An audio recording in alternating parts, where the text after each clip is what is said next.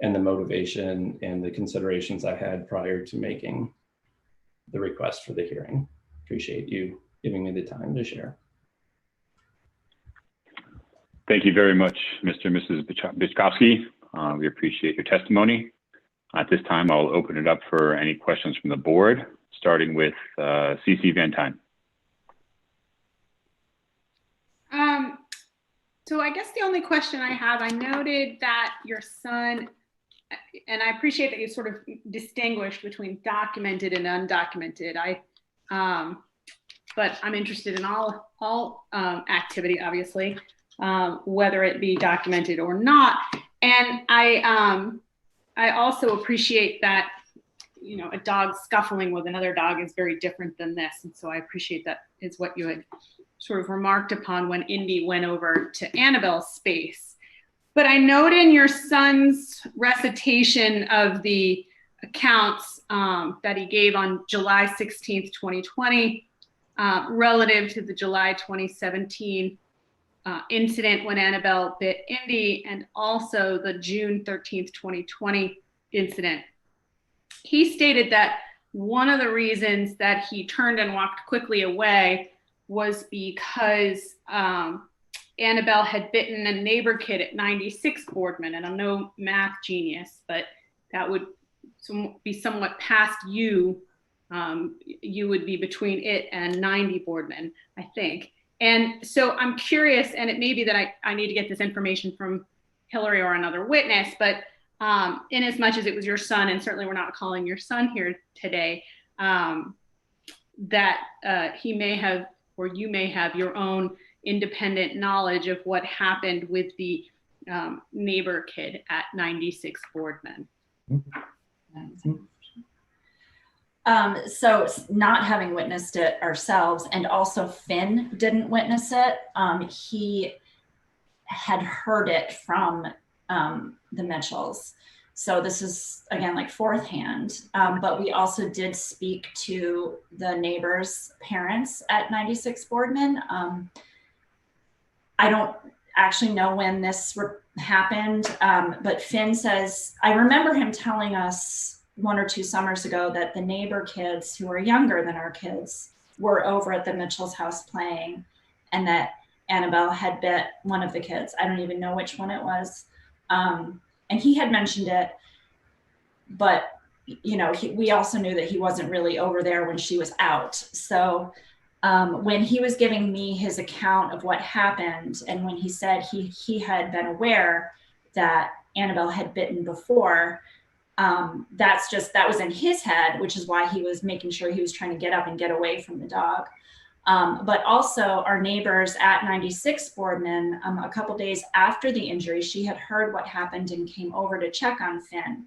And we just asked her, you know, did Annabelle bite your son as well? And she said yes. She didn't feel like it was worth reporting, but she did say it was pretty bad, that he does have scarring, and that she's a vet. So she just prescribed antibiotics for him herself. To be honest, I have no idea why she wouldn't have reported that, but she didn't. So that's just the secondhand information we have. But like I said, we did get confirmation from the parent. So I think that's pretty legitimate. And I heard from the father as well. Okay. And the father did as well. Okay. Right. That's really it for me, because, and I appreciate for everybody sort of all of the submissions in terms of level of detail. But I'm glad to hear that, albeit it's still not completely on the mend, I'm glad to hear that things are better for your son. And I appreciate your saying his name, but I won't.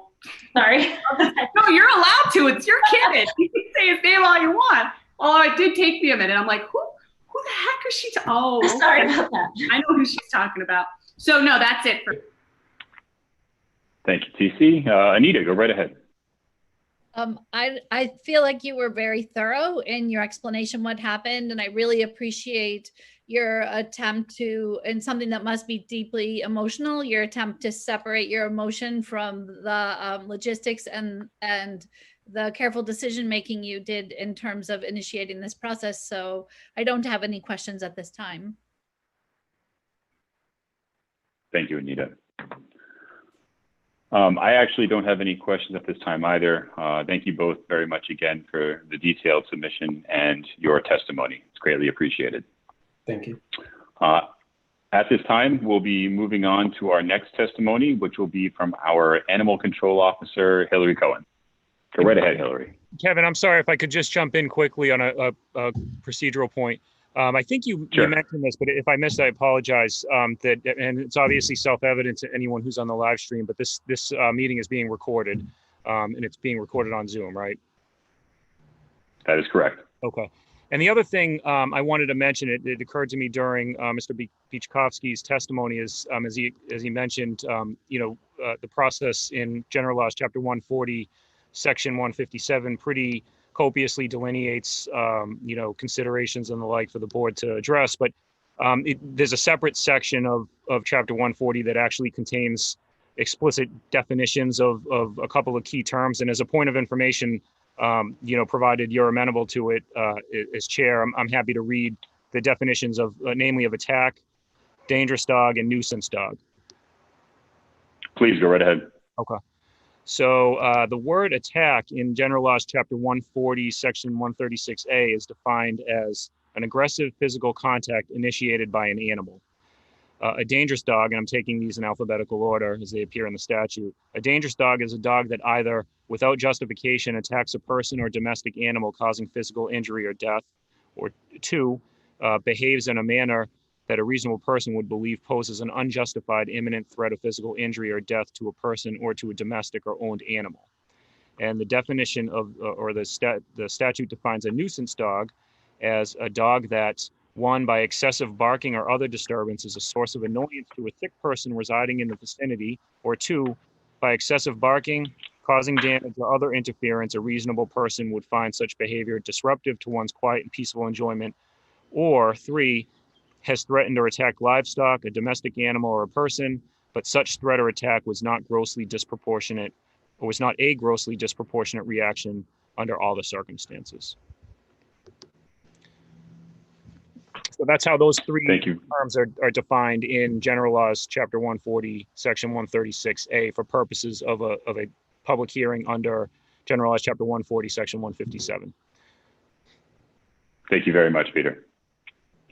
And the other thing is, I know Attorney Cohen, who represents the dog owner, is in attendance, and you had mentioned at the beginning that he'd have an opportunity to ask questions of the witnesses.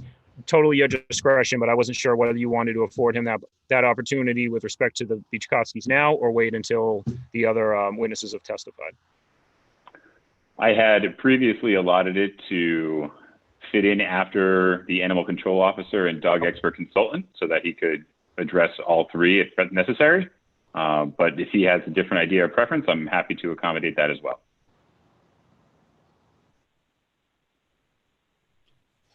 That works. Let's get the testimony from everybody first. Thank you for the offer. Thanks, Kevin. Very welcome. Thanks, Peter. Go right ahead, Hillary.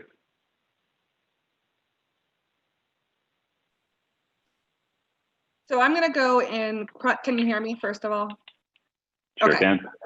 So I'm going to go in chronological order from 2017 to 2020. And I'm not sure if you want me to read the entirety of my reports into the record or try to just summation of what transpired.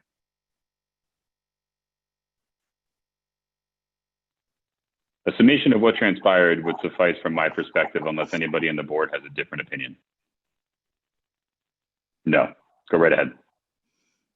Okay, so I'm going to just highlight the key points from 2017.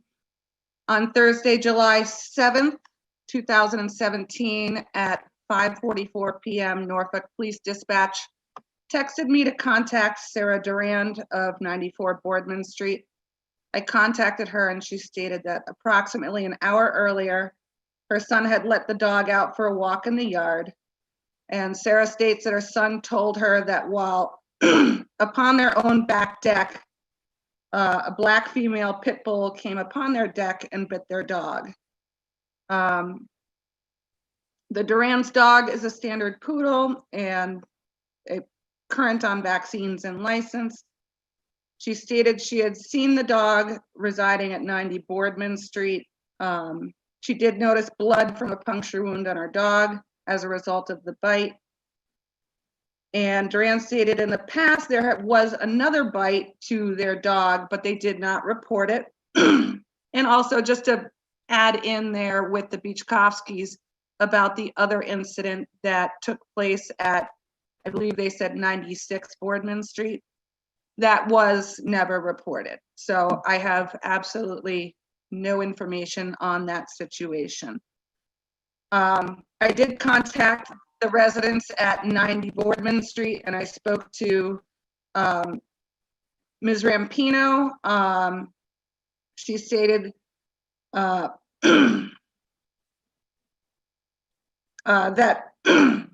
I explained to her the reason of why I was in contact with her. She states that she does not own the black pit bull, but her daughter, Melissa Mitchell, who resides at the same address, did. Through our conversation, it was made known that Annabelle came from a rescue in Macon, Georgia, and doesn't always like other dogs. Speaking with Marianne Rampino, she stated to me that yes, there was a bite, but that her daughter stated it happened when Duran's dog trespassed upon Rampino's property. So I'm not sure where the confusion is, if that was a previous incident or if there really is a dispute between the two incidences. Ms. Rampino did text me a copy of Annabelle's rabies vaccination. I explained what the quarantine procedures were, and I notified the animal inspector to go and quarantine the dog. This was the first known incident to animal control, and under our bylaws, we issue a written warning for that infraction. So the citation 2336 was a written warning for biting an unlicensed dog at that time. 2020, Saturday, July 13th, I received a call from MEC regarding a dog bite to a child. The caller, Sarah Durand, is the mother of the victim and resides at 94 Boardman Street. Durand stated that our son was playing at his friend's house at 90 Boardman Street, and that's where the dog resides, and bit him in the right calf. Durand stated that her husband drove the son to the hospital for medical care. I spoke to Durand on the phone and relayed the following. It was Saturday. I'm not in the office on Saturday. That I was able to pull up my town license list and did assure her that the dog was licensed and vaccinated for rabies. On Monday, June 15th, I spoke with the dog owner, Melissa Mitchell of 90 Boardman Street, and Ms. Mitchell states she was not home when the incident occurred, that her mother, Ms. Rampino, had put the dog out on the runner on their property and didn't realize that the victim and her son was outside playing.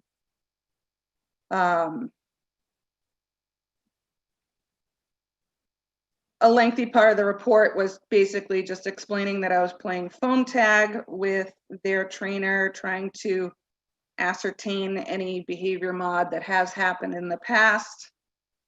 And again, I do mention that, you know, Durand did bring up that the 2017 incident, but in there she reported the previous situation, but it was never reported to my department. So we placed a temporary restraint order to prohibit the dog being outside unless it's leashed and handled by an appropriate adult and muzzled. And an email was sent to the animal inspector to quarantine the animal. A citation was issued. Due to what I could see, and again, I was not there for the incident. I could not determine if this was a level 3 or a level 4 on the Dr. Ian Dunbar bite scale. However, you know, as the Beachkowskis has said, in their interpretation, it was quite significant. And then I did a supplemental report in that incident, still trying to get in touch with the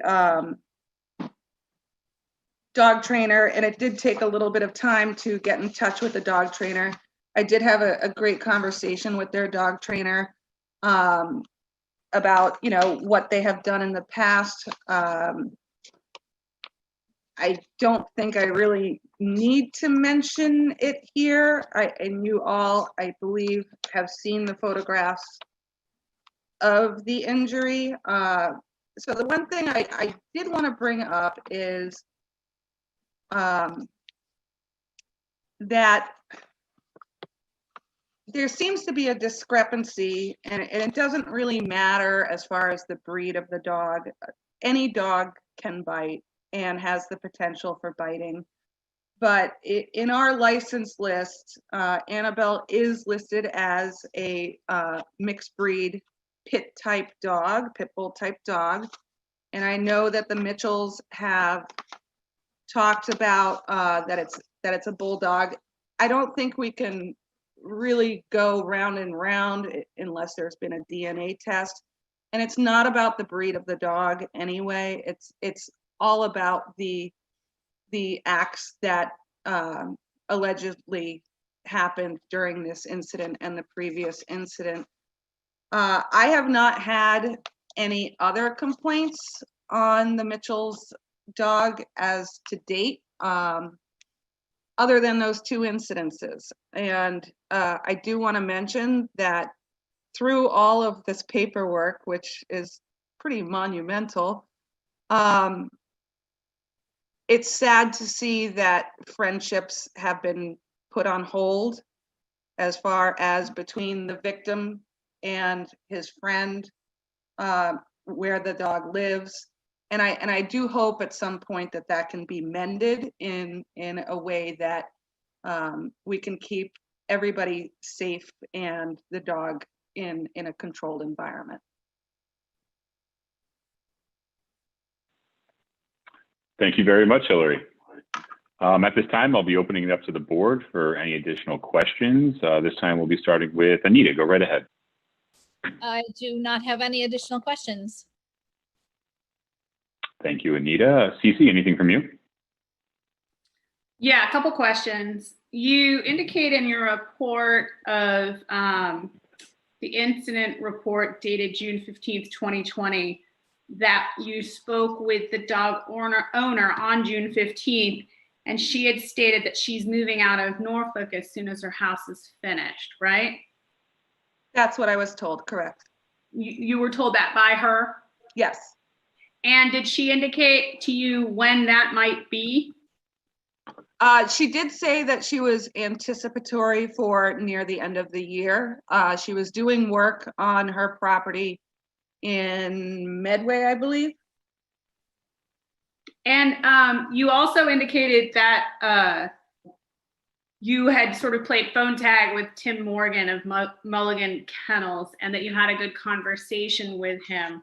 I know there had been some, obviously Corona has impacted people's ability to take their dogs to get groomed, trained, etc. Was there a plan going forward, or was it just was your communication more of a recitation of the work that had been put in before? So when I spoke to the trainer, Tim, he did say if he needed to be up at that property, he would do it the next day to evaluate the dog. I did not make that request because I don't believe it would have been an appropriate reach of my department to do so. In my talk with him, he did state that he was incredibly busy at this time with a new family. And also he did say that his training and grooming business was also keeping him very busy as well. Did he indicate whether or not Ms. Mitchell had reached out to him subsequent to the bite incident? Yes, he did. And what did he say? He said that they had been in contact after this bite. He did say, I will have to look back through the supplemental report, which I don't know exactly where it is in this pile. However,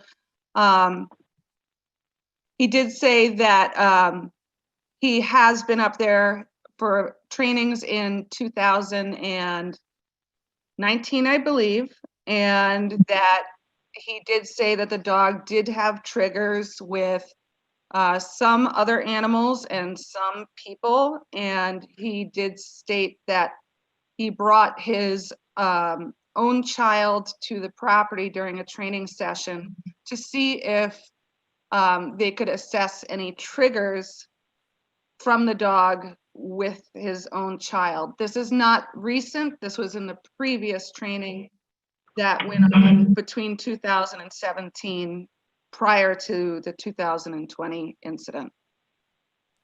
And then the last thing is, I think you indicated that while Ms. Mitchell had stated that she would be moving out of the house, well, not the last thing, one of the last things, that she would be moving out of the house in Medway, someone else had indicated that had been sort of discussed for a while. Is that correct?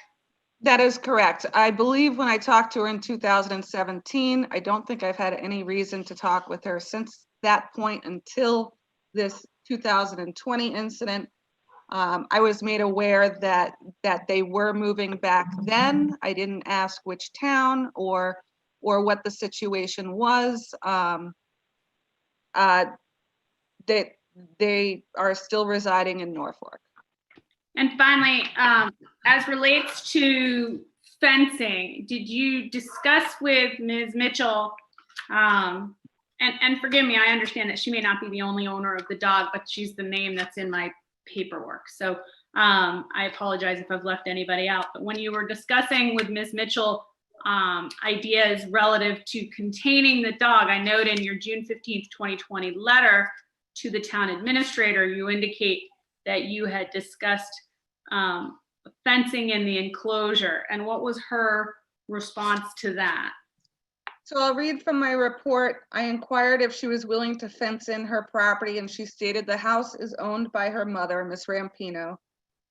So she was not willing to, and due to the fact that she stated she was moving, it would not be possible, which I can understand and appreciate that. However, I think that the gravity of the situations require more than a runner in this incident. And in my opinion, this dog definitely needs to be behind a physical barrier. Did you, and I'm by no means suggesting that you should have, but did you have an opportunity to speak with her mother, who is the property owner, as relates to fencing? I did not. I have no further questions.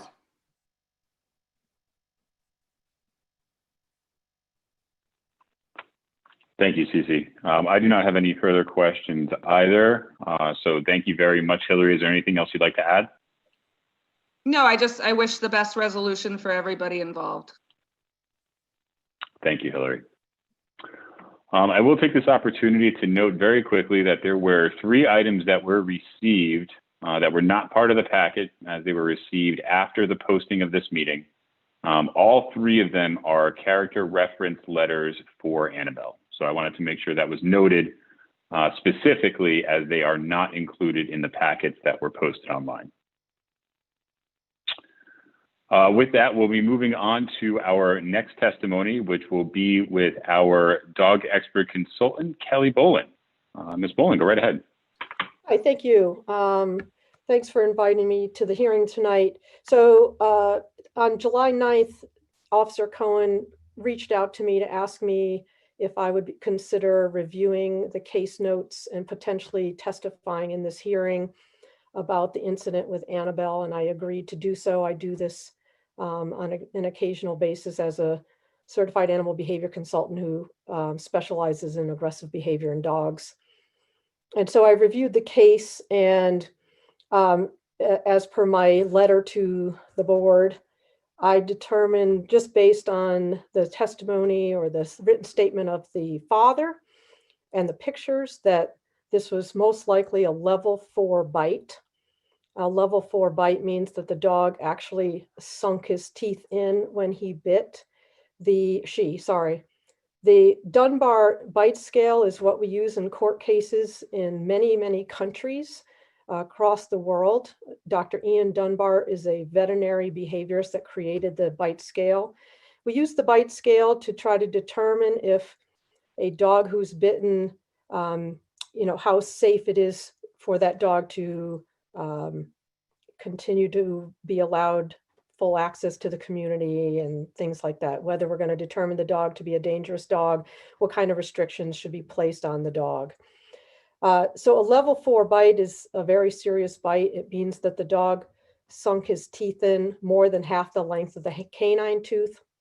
I know that this is level 4 because of the fact that adipose tissue or fat tissue was coming out of the wound.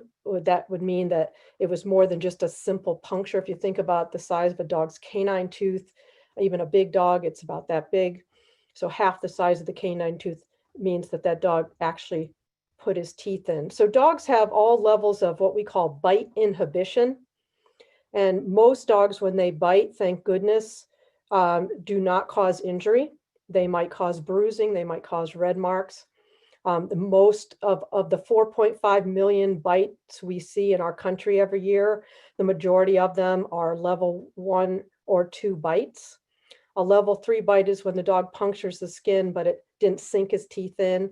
So the canine tooth did not go deeper than half the length of that tooth. That makes up the next majority of bites, and the majority of broken skin bites. This bite went beyond that to a level 4 bite. What that tells me is that this dog does not have good bite inhibition, meaning when she's triggered to bite, she will actually sink her teeth in. She will do physical damage to the victim. And so given that, and again, reviewing the whole case, I did not take into consideration, although it should be for your account, the other incidences with the other dogs. Dog aggression and human aggression are two separate things. Just because a dog has attacked another dog doesn't mean that dog is dangerous with humans, and vice versa. In this case, Annabelle has a history of issues with another dog. Sometimes dogs are very selective. Sometimes there can be an altercation. But this incident with the child is the most relevant issue because of the severity of the wound and the fact that the victim was a child. The fact that the dog was on her own property and tethered, and that the dog was still able to cause such severe injury to a child is very concerning. And so in my professional opinion, I believe that Annabelle is a dangerous dog because when she does bite, she does do harm. And the thing about aggressive behavior is you cannot cure aggressive behavior. You can manage the dog to prevent the dog from being triggered to aggressive behavior. You can do a certain amount of behavior modification to try to reduce the negative feelings the dog has towards its triggers, whether that be a dog, a child, a mailman, whatever the case may be. But you can never cure a dog of aggressive behavior. Once they've exhibited aggressive behavior, we know that that's a potential in that dog. And once a dog is bitten, we know that that is a potential in that dog. And we know that once a dog is bitten, they are more likely to bite again in the future in the same or similar situation. It's not like she's now a vicious beast that's going to run around biting everybody. The thing about aggressive behavior in dogs is I'm sure she's a wonderful, lovely family pet. I'm sure she loves the people she lives with and maybe even extended family. She might even be fine with other children outside of the family. That doesn't take away from what she did with this child. And so I believe that if Annabelle ever got out of the yard or out of the house and was running at large, that she is a potential danger to other children in the community based on this incident. And so my feelings is that, Annabelle unfortunately should be declared a dangerous dog, and further restrictions need to be placed on her for better management to prevent something like this happening again.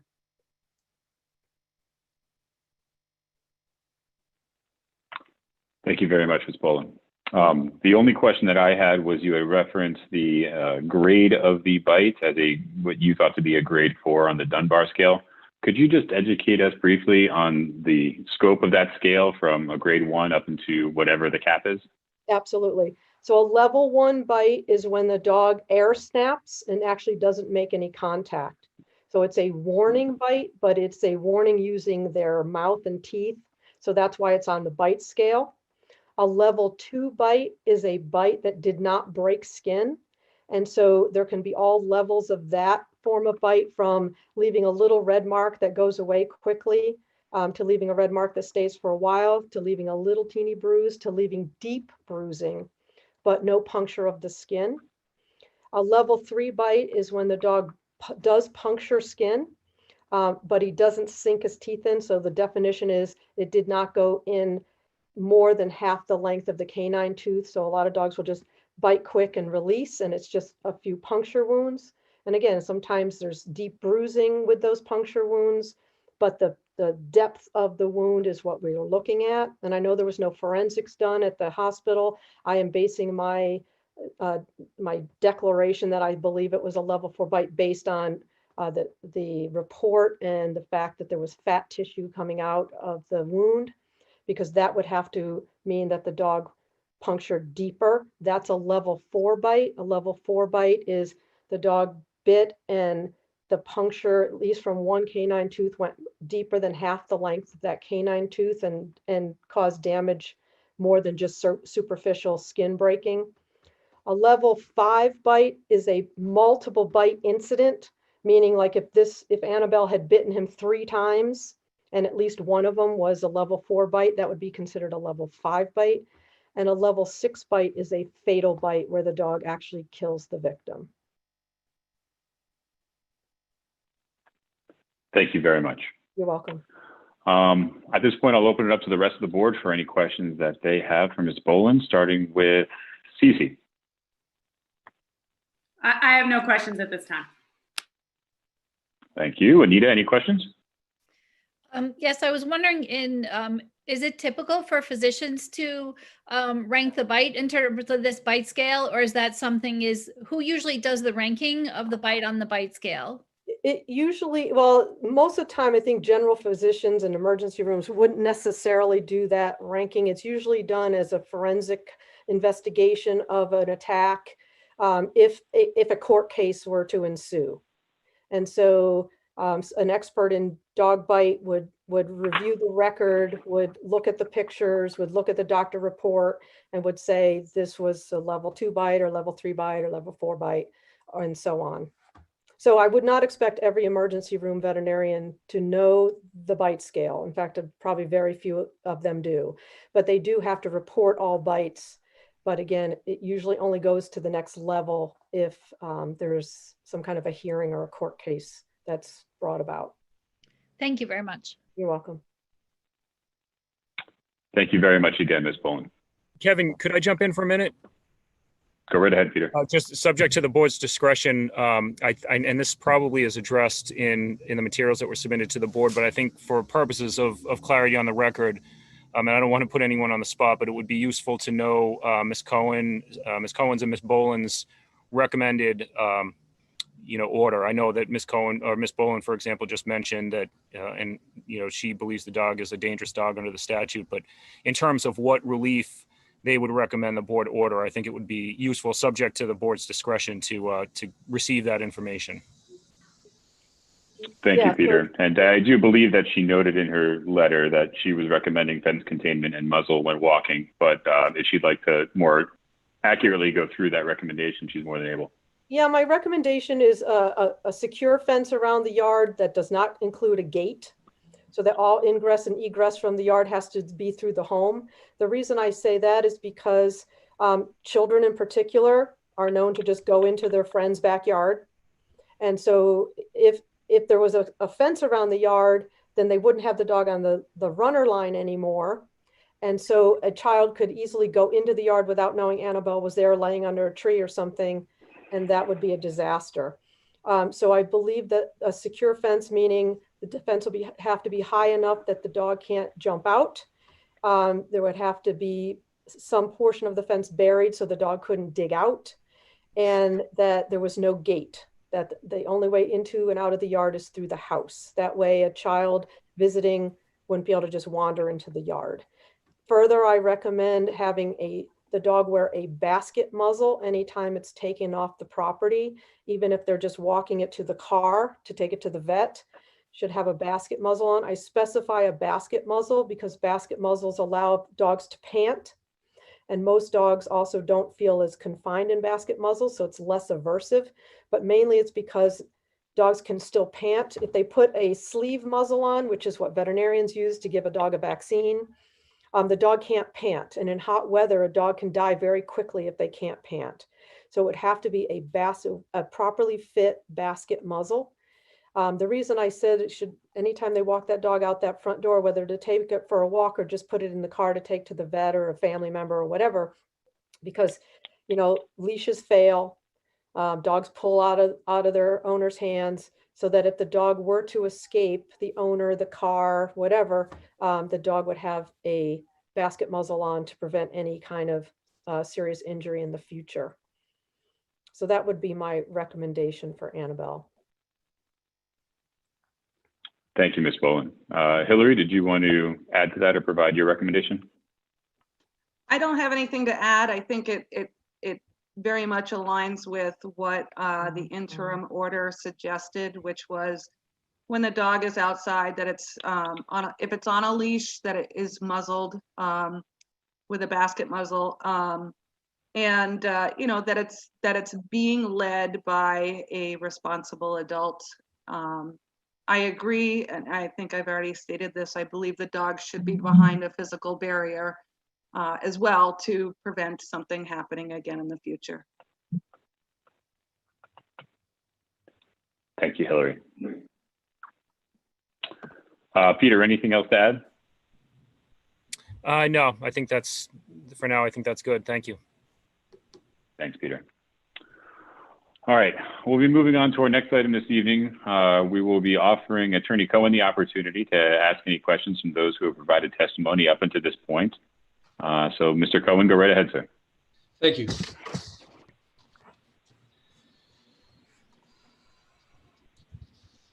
I have a question for Mr. Bichovsky. If you can ask him, he made a point of saying 5 times that his son was invited over,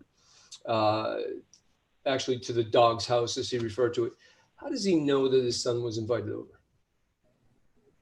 Mr. Bichovsky, go right ahead, sir.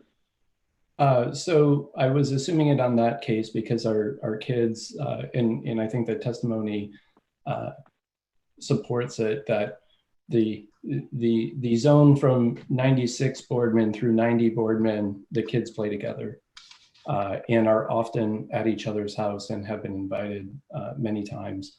And I would say with respect to this particular incident, that if it wasn't a pre-arranged invitation to come over, the fact that the 2 children were sitting together, playing together, means it was not, there was not, you can't be over here or you should leave, because again, there was obvious indication that the 2 were actively playing together and sitting down in that space. Okay, and one more question from Mr. Bichovsky. When his son wrote the narratives of the 2 incidents, the one from 2017 when he was 9 or 10 years old, and this one, were you sitting with him? I was not. I was. I typed on while he spoke. Okay, thank you. Super sorry that this happened to your son. And I don't have any more questions for the Bichovskys at this time. So I'd like to move on to the Animal Control Officer. Go right ahead, sir.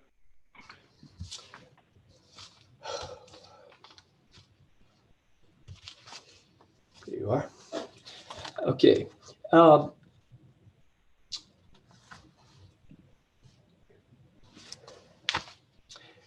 Tell us about Annabelle. Tell me what you've observed when you've met Annabelle. I have only seen Annabelle once, and it had nothing to do with any dog bite situation. As noted earlier in my reports, both of these incidences happened after hours, and they were, the first one in 2017 wasn't reported until an hour later, and the one in 2020, due to COVID, our police department does not go into houses or properties when we can handle situations over the phone. So have you ever evaluated Annabelle's behavior? I am not an animal behaviorist. Have you ever evaluated her behavior? No. Now, you are, though, the legislative representative, right, for the Animal Control Officers Association of Massachusetts? Correct. And does that, so does that mean you have to know the relevant dog law as a legislative representative? I'm not sure where Are you're. you aware of the dangerous dog laws in Massachusetts? Yes, I am. How long have you been an animal control officer? I believe since 95 or 96. Well, when did you become an animal control officer? 95 or 96? Mr. Cohen, I can't answer it. It's been so long, and I believe you requested my resume, and I don't know if you have that or not. All right. Now you write in your report, in your June 15th report, that Ms. Mitchell's unwillingness to put up a fence is what led you to compel her to put a muzzle on her dog, correct? No, the muzzle was going on to the dog for a temporary order. Prior to that, prior to sending out anything via mail. So on June 15th in your letter, the last paragraph, I've spoken with Melissa Mitchell. She's not willing to provide a fenced-in enclosure for her dog, which is why it's paramount this dog be restrained. So you didn't say, so my question here is, second question, then if she said, yes, I'll put up a fence, the way this sentence reads, then you wouldn't have ordered a muzzle. Correct? I can't answer that. But you wrote it. I can't answer whether I would say a muzzle or not a muzzle, Mr. Cohen. But you wrote. Well, but you're the person who decided on your own to put a muzzle on. So what do you mean you can't say, if she had said she put up a fence, would you have muzzled the dog? Outside of that fence? Very likely.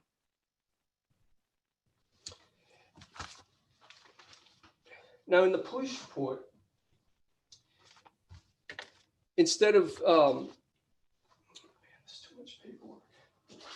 in the police report, you write that due to the bite history, I'll be ordering a temporary restraining order to prohibit the dog being outside unless leashed and muzzled.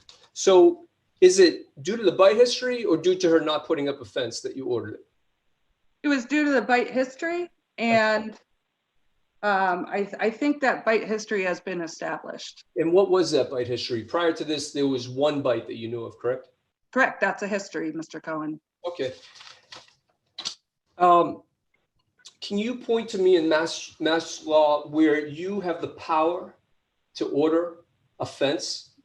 I don't. That's why 48 hours of a bite? there is no order for that. Can you point me to Massachusetts law where you have the power to order a temporary restraining, what you call the temporary restraining order on the dog and her owner? Where in Mass law will I find that? You won't find that in Mass law. You'll find it in our bylaw. Okay. Mr. Chairperson? Go ahead, Anita. Thank you. I just want to be sure it's really sounding like, while I want to make sure all of our questions are answered here, I would really like to make sure that we're being civil in this proceeding. And I just want to remind that Annabelle is the one that we're considering This is feeling very uncomfortable for me. And the questioning, we should answer these questions, but I want to make sure that our motives in determining what's the best course of action for Annabelle. Okay. Annabelle is what the purpose of the hearing. Yeah, understood and heard, Anita. Thank you very much. Attorney Cohen, you are getting close to bordering on the line of being suggestive with your questioning. If you could, please keep it to the point. We would be greatly appreciated. Well, I can tell you this, and I'll keep. Mr. Chair, before Attorney Cohen, I apologize, but I just wasn't quick enough on my unmuting button, which is problematic with Zoom, among many problems with Zoom. Mr. Chair, I'd also request, while I have no issue with tone, I do have an issue with time, and I want to make sure that the focus tonight is whether or not Annabelle is dangerous and not a fact-finding mission to defend against any future lawsuits that may be pending or not. I don't know, but it's just the tenor, the direction of the questioning feels less about Annabelle and her dangerousness and more about establishing a defense to any dog bite case. Thank you, Mr. Chair. Understood. Thank you, CC. Continue, Attorney Cohen. Okay, so 2 of the board members have questioned my motive, and 1 says she feels uncomfortable.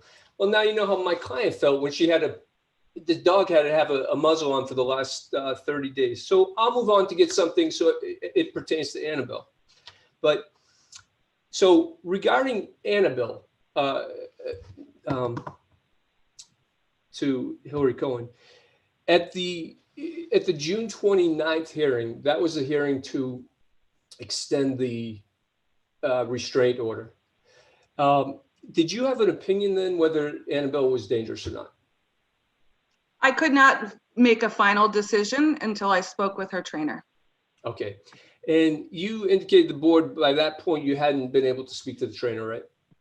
He had left a voicemail. I had called him back and left a voicemail for him. It wasn't until the following day when I reached out after that preliminary hearing that we were able to touch base.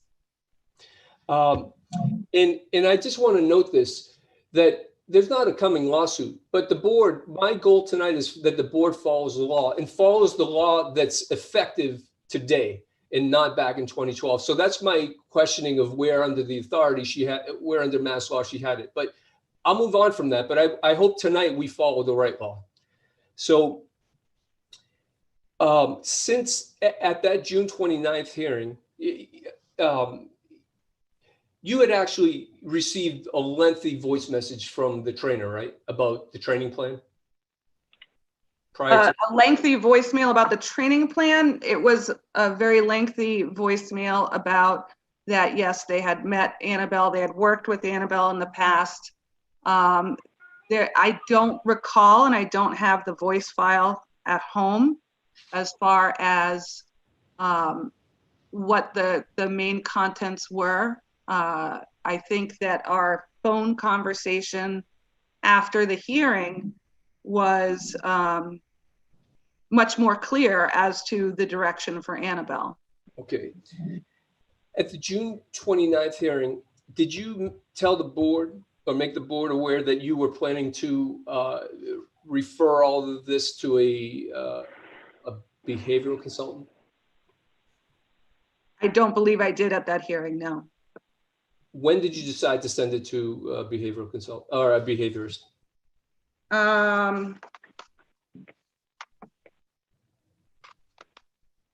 I would have to look back through the emails for the exact date. That could take me about 2 hours to go through all this paperwork. But it was after the hearing? Correct. The June 29th hearing. Okay. Correct. Did anyone direct you to do that, or did you do that on your own? I did that on my own. Did you ever ask Ms. Mitchell to have the dog evaluated by a behaviorist? No. So who paid for that? Who paid for what? The evaluation.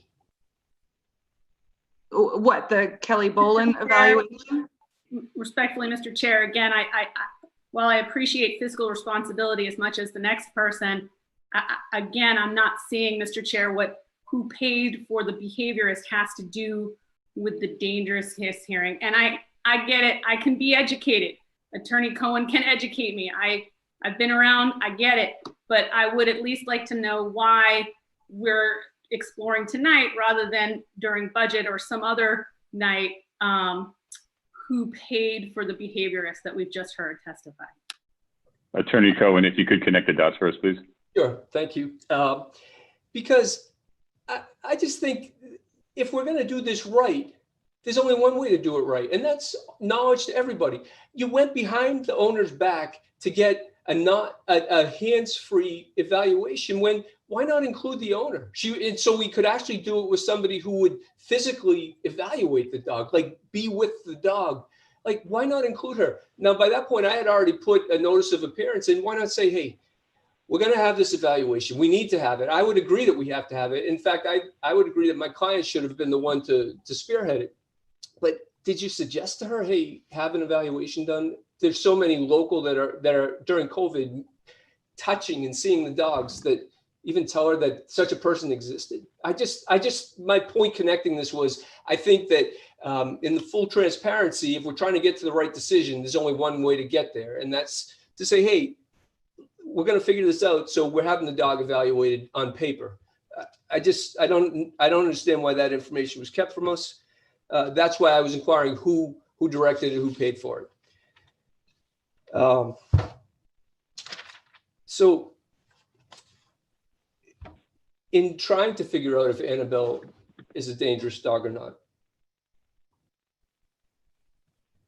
did you ever call or have occasion to speak to the dog's owner about Annabelle, about her behavior? I believe in these two instances in 2017 and 2020, yes, I did speak to her. Did you go to the house or ever go to the site of the incident with the boy?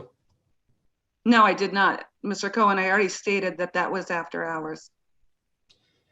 Yeah, but it hasn't been after hours since June 13th, right? I mean, there's been some time between June 13th and July 27th where you've been on hours, right? I just asked if you went to the house. I didn't ask you for the reason. Have you gone to the location where the bite happened? No. Okay. Are you aware that there's almost a 250-foot, although 75 feet of roaming on a tie out that my client has for her dog? Excuse me? Are you aware of the tie out that my client has for her dog? Yes, she told me about it. Do you know how big it is, how long it is? No, I do not. Have you suggested to her that she shorten it? No, I did not suggest she shorten it at all. Why not? Why would I be suggesting she shorten a tie out? The length of the tie out really is not the issue here. It's the fact that the dog was afforded the ability to cause harm, even though it was on a tether. You stated earlier tonight that Tim Mulligan, who is absolutely the most difficult person to ever get a hold of, how you kept up with that, it's difficult. But he had said, hey, if you need me there the next day to do a behavioral evaluation, I'll be there. And what you said tonight was you didn't think it was an appropriate reach for your department to call for that.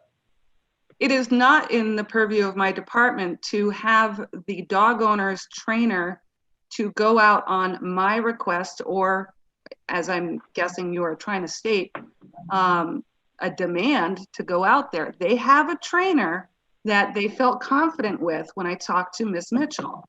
And when I talked to Tim, he did say that he was going to call the owner after we hung up the phone and discuss the situation going forward.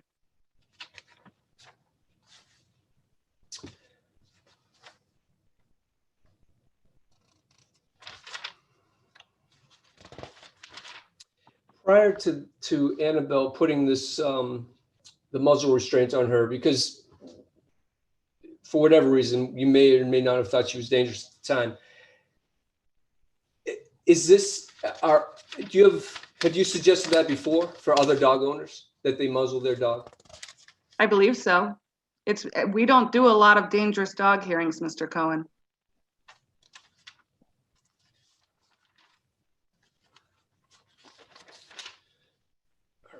Have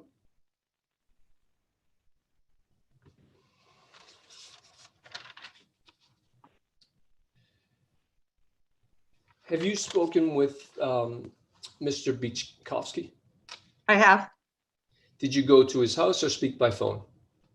We spoke by phone. How many times? I spoke with Mrs. Durand, I can recall twice, and I spoke with Mr. Bichkowski once.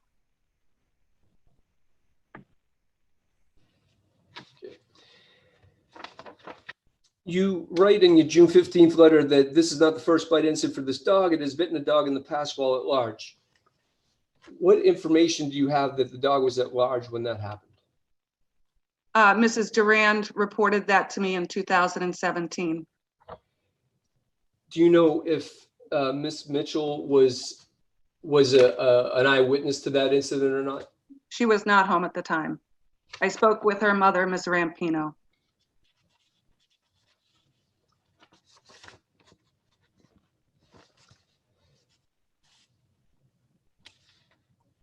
Did you get to see the place on the property where or on or off the property, according to your letter, where the bite to the dog happened, the location? I did not.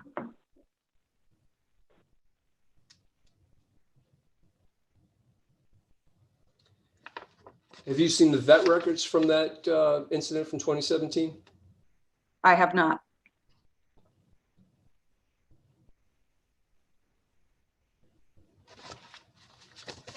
Do you know if Annabelle has she ever birthed a litter or not?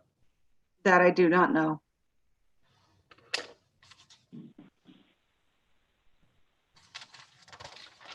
you know the property? Do you know the city where the property is located, where my client's planning to move? I do. What town is that? It's in Medway. And before anybody stops me while I'm going here, you'll recall that she raised it, and there was actually a question about her about when she'll move. So, do you know who owns that property Which property? in Medway? I will have to reference my report.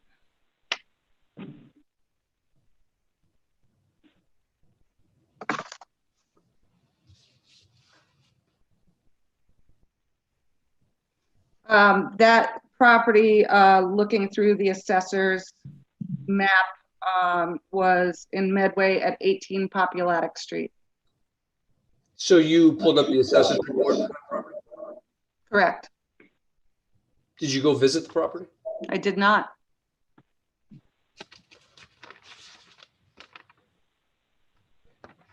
So as an animal control officer, when determining whether Annabelle is a dangerous dog or not, as part of your investigation, you pulled assessor records for a property in a different town, but you didn't go and meet the dog in question. Is that right?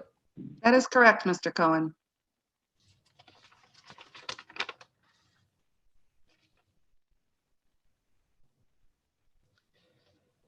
You submitted the Dunbar scale to the board prior to engaging Ms. Boland, correct? Yes, And at the time, you said it's a, well, you already said it's a 3 or 4, but you didn't have enough information to make a determination, correct? that is correct. And at the time, had you already seen photographs of the boy's injury? Yes, I had. What new evidence did you supply to Ms. Boland to assist her in making a definitive calculation, whether it's a 3 or a 4? I supplied her my incident reports with the photographs of the injury and Mr. Bichkowski's original email. That is it.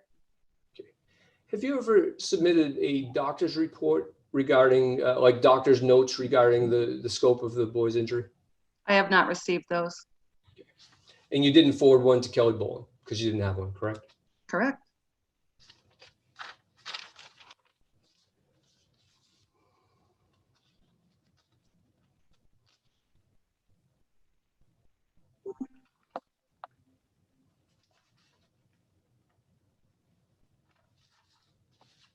At the June 29th hearing,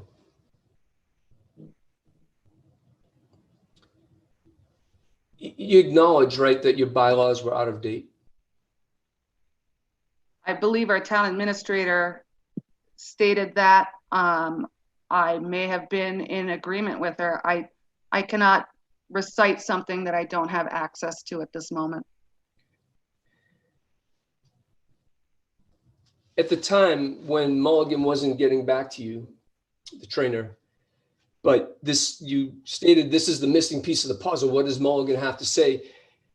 Did you ever reach out to my client and say, hey, you got to get this trainer to call me or write a report? Did you try to put pressure on her to put pressure on him so you would finally get an answer? It would have happened if I did not hear back from her after that Zoom meeting. If I hadn't heard back from him and made contact after that Zoom meeting. In any of, just in your experience as an animal control officer, comparing it with Annabelle's activities,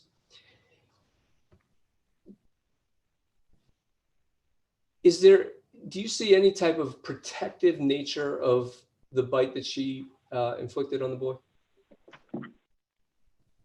I'm not sure how to answer your question.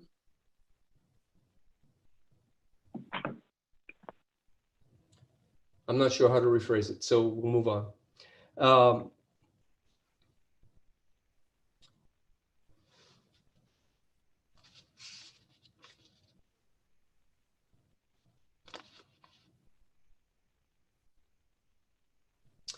So you'd said at the June 29th hearing, if the trainer gives me a set plan, it would change my recommendation for a hearing. And I know you didn't call for this hearing. The complainant did. Is anything that Mulligan shared with you? So at the time then, if you didn't want to have a dangerous dog hearing, then that would lead me to believe that you didn't think the dog was dangerous. It didn't need to be labeled dangerous. Because you said if the trainer gives me a set plan, it would change my recommendation for a hearing. So what has after speaking to the trainer the day after the June 29th hearing, did you then say, okay, I'm satisfied, or I think the dog's dangerous, we should have a hearing, or nothing? So, Mr. Cohen, I don't go forward with anything without the totality of all the circumstances, and I could not make a good faith decision until I spoke with that trainer and spoke with him lengthily. I would say about 10 minutes, maybe 15. I did not request this hearing, nor did I direct anybody to file this hearing. The Beachkowskis did file this hearing on their own behalf for their son. Again, I had made no decision at the last Zoom meeting as to where I was going to go. When I spoke with Tim, he did say that he told the Mitchells that they needed to go out and buy a pen immediately so that this dog did not have another breach incident. Do you know if they bought a pen or not? That I don't know. I'm almost done. Have you had a chance, and I understand if you haven't, to see a report from a trainer, Steve Connolly from the Doghouse? You may not have seen it. Very briefly, I have been on the road most of the day and also getting all my paperwork for this. I did see it, and if I remember correctly, it stated that they could not establish a trigger for the aggressive behavior. Am I correct, Mr. Cohen? That's one of the things. So thank you for seeing it today. I know it just came in today. Mr. Chair, I just want to make sure that you have this. It would have come in late afternoon. I'm pretty sure that the town administrator, she did get it. I just want to make sure you have it. It's a letter from the Doghouse and from a person named Steve Conley. Correct. We did receive it at 3:44 this afternoon. It was one of the items that I highlighted when noting we received 3 character letters referring to Annabelle. So, but we are in possession of that letter. Okay. Mr. Chair, if I could inquire, I'm not sure. I did get a letter from a Stephen Conley from the doghouse, but you, Mr. Cohen, just referred to him as the trainer. And when I, granted, it's the Google, right? But we're all kind of limited. I didn't find any sort of curriculum vitae or anything that suggested that he was a behaviorist or a trainer. I found kennel, doggy daycare, and spa, and no other suggestion. So am I missing a piece of information? In other words, you just referred to him as a trainer. And when I went and researched him today, I found a business owner who who's involved with pit bulls, I think is what his letter said, but a business owner, not a trainer. So am I missing something? Did I not get a Yes, piece? you are. You Okay. need to dig deeper on Google, please. I know, right? Like well, we also got a letter from Kelly Bolin where she's a self-described expert. So do we just accept that she's an expert? There's no CV there. well, I saw a master's degree on hers. That's just what I'm asking for. You Okay, just I don't have a CV. a master's degree. I will take your word for it. Conley, I will say this, he is nowhere a behaviorist. He's not a behavioral consultant. That's all I wanted to know. You referred them as a trainer. I expert. wanted to know if I was missing a piece. No. Thank you, Mr. Chair, for the time. The only thing I'll say about Conley is he's the only person to submit a report who actually spent time with Annabelle. He had access to everything we have access to, and he spent time, an hour or a little over an hour, he says, with Annabelle to assess her behavior.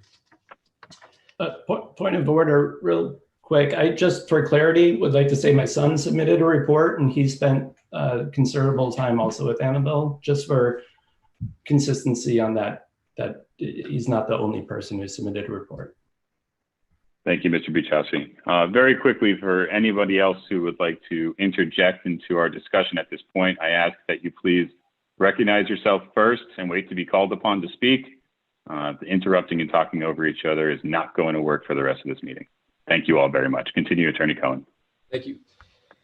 To the Animal Control Officer, so when you were just asked by the chair if you have a recommendation, do you have an opinion as to whether or not Annabelle is a dangerous dog? It would be my tendency to definitely believe that this dog needs to be managed in a way where she could not pose a dangerousness to the community, and that she has exhibited signs and history of bite aggression. So your understanding of the applicable law and the definitions, as Attorney Mello said, do you have an opinion then if Annabelle is a dangerous dog or not? I believe she can be. It doesn't mean that she's going to be dangerous every second of the day. Should Annabelle be labeled a dangerous dog? Are you asking my opinion? I have been, yes. I would definitely think that she has the potential to be a dangerous dog, and I would definitely label it as such, since it doesn't fall under the nuisance parameter. When I talk with people about bite problems, I try to look at them and say to myself, would I feel secure living next door to XYZ type dog in XYZ type behavior? And in certain situations, I think that it is warranted to put this dog in a situation where this can't transpire again.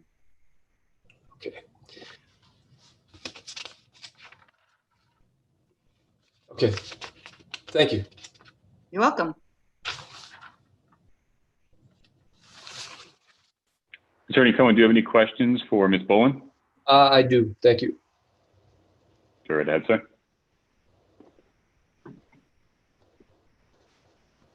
There you are. Hi, Ms. Bolin. Hi. Where do you practice out of? What state? I'm in Nevada. I spent 20 years in Massachusetts. I recently moved to Nevada. And did you testify in Massachusetts courts about dogs? I have. How often do you make a behavioral assessment without meeting the dog? It depends on the incident. this is actually the second case in the last month that I've testified remotely without meeting the dog. Because when the incident is such that it is obvious that the dog inflicted serious injury to the person who required medical attention, there's no need to evaluate the dog in person, because the incident itself is what we're basing our opinion on.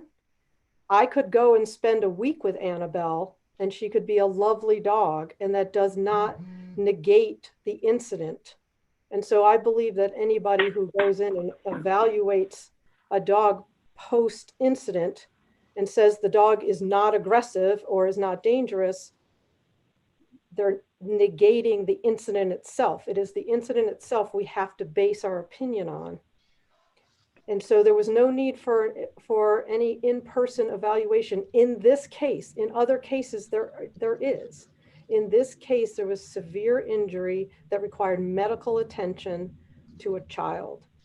There was nothing that anybody can tell me about Annabelle that would take away that injury to that child in that incident. So tell me, finish. No, go ahead. Now you're basing this off of which doctor's notes and which doctor's report? I'm basing this on the report that was given to me by Officer Cohen, which included the statement from the father. There were no doctor notes in there. The statement from the father as well as the pictures. That's what I based my opinion on. And you don't know, so you indicated that the Dunbar bite scale, it requires, among other things, two important measurements: the depth of the wound and the length of the dog's canine, correct?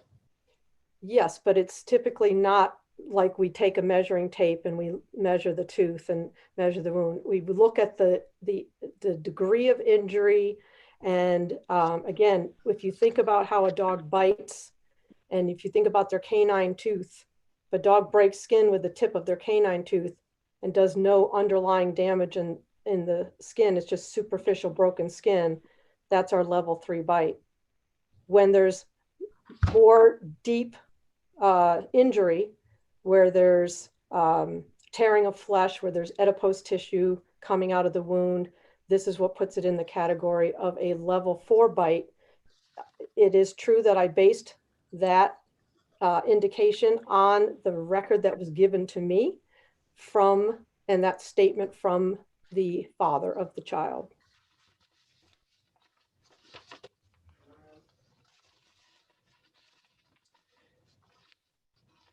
Also, I'll just add, just because even though there's no exact record from a doctor saying this was a level 4 bite, the fact that the child needed multiple procedures, including plastic surgery, and has a significant scar would indicate that this is a very serious bite, not just a simple puncture wound of the skin that just needed a little cleaning.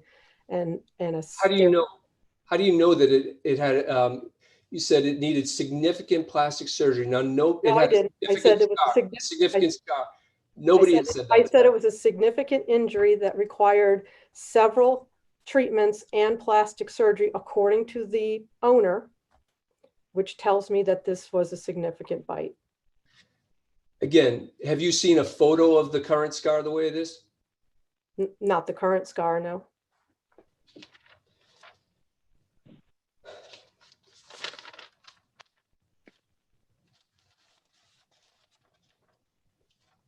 If you did have the dog in person, what kind of testing would you have put Annabelle through to determine? I wouldn't have done any testing. If I was there in Massachusetts, if I lived in your town and they called me and said, we want you to evaluate our dog, the evaluation would be the exact evaluation I've done here. I do not need to put my hands on this dog, to meet this dog, to tell me that the dog is dangerous when the dog inflicted such a serious injury to a child. Again, I could spend 2 days with this dog and the dog could be lovely, and that would not change my opinion of this incident. Would seeing doctor's notes have any effect on your evaluation, or you've seen enough to know regardless of what the doctor's? If there were doctor notes in the record, I certainly would have read the doctor's notes. It would have added to the record, I'm sure. So you say, in my opinion, with over 20 years observing, no, you don't. This is Steve Conley. He says, in his opinion, so this is a person that spent time with Annabelle. In my opinion, with over 20 years observing dog behavior, I feel Annabelle's displaying more of a protective tendency. Having had a litter of puppies prior would bolster this opinion. I don't believe she's vicious. And he looks at the fact that if this dog had bad intent to bite someone or something, they don't simply bite and let go. They would hold, they would shake, thrash. What do you make of the fact that they didn't have to pry the dog's mouth open? There was no thrashing, no shaking. What do you make of that? Well, based on the report that I read, the dog was tethered, was able to reach the child as the child was trying to get away from the dog. Dog still got a hold of the child's calf as the child was trying to get away from the dog. The fact that the child was moving and the dog was tethered and therefore stopped would lead me to not be able to say what would have happened if there was no tether. I can't surmise that. All I can do is look at what happened. And in regards to this trainer's evaluation of this dog, I will repeat, and I will repeat it to anybody who wants to hear it anytime. It doesn't matter if that dog is perfect with his family, is perfect with the trainer that goes in to evaluate him, is perfect with me. What matters is the incident that occurred with the child. That tells you that is that dog's behavioral capacity, that this incident happened, that therefore the similar incident can happen in the future. Most dogs that show aggressive behavior in only 2 to 5% of the time. It's only in situations that trigger the aggressive behavior that the dog exhibits the aggressive behavior. In this incident, this is when the dog exhibited the aggressive behavior. The dog could be fine 98% of the time. It still doesn't take away the seriousness of this bite. You said it doesn't matter, the sort of the circumstances, the bite is what it is. But if you've testified in court, you know that the Massachusetts law makes it matter, doesn't it? Because if the dog was protecting or defending itself, its offspring, another animal or a person from attack, then the dog's perception, the dog's perspective matters. So, but it does in this situation. This was not what was happening in this case. The dog was not. How do you know that? How do you know that when the dog saw the boy with a mask and a hat on, that she didn't feel the need to protect? It doesn't, because if the dog felt the thing is, we will never know the dog's motivation. It's impossible to determine that because we cannot ask the dog, what was your motivation? Bites happen. Bites happen when dogs are protecting their territory. Bites happen in lots of different situations. Whenever we're looking at a dog bite situation, we look at the severity of the injury to determine if this dog should be considered dangerous. It doesn't matter what we think the dog's motivation was. What matters is what the dog did as a result. Now, because of Massachusetts law, if somebody was breaking into the house and the dog inflicted the same level of bite, then it wouldn't be considered going to a hearing, as I'm listening to you say, that it was in the process of protecting the territory. Any case can go to a hearing. It takes nothing to compel a hearing. So this is what I don't understand, being a student myself of Dr. Dunbar. If he says specifically in his bite scale that's used worldwide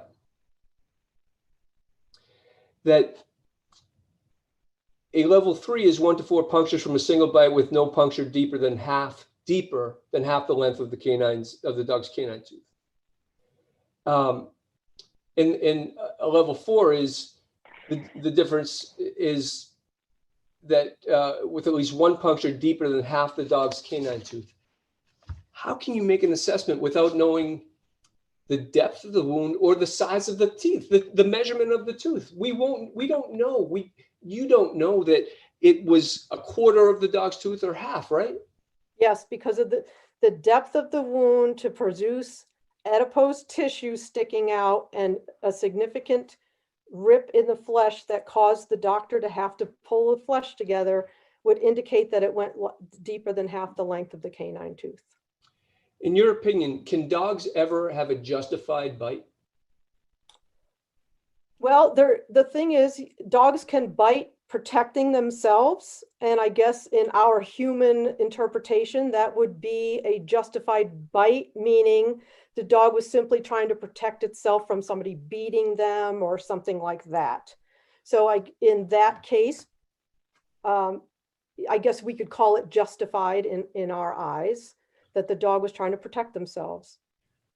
In how can you just, actually, I think you can justify it, but why now? Why, if this boy had been over there countless times, why did on June 13th, did the dog pick that day to, I've lost you.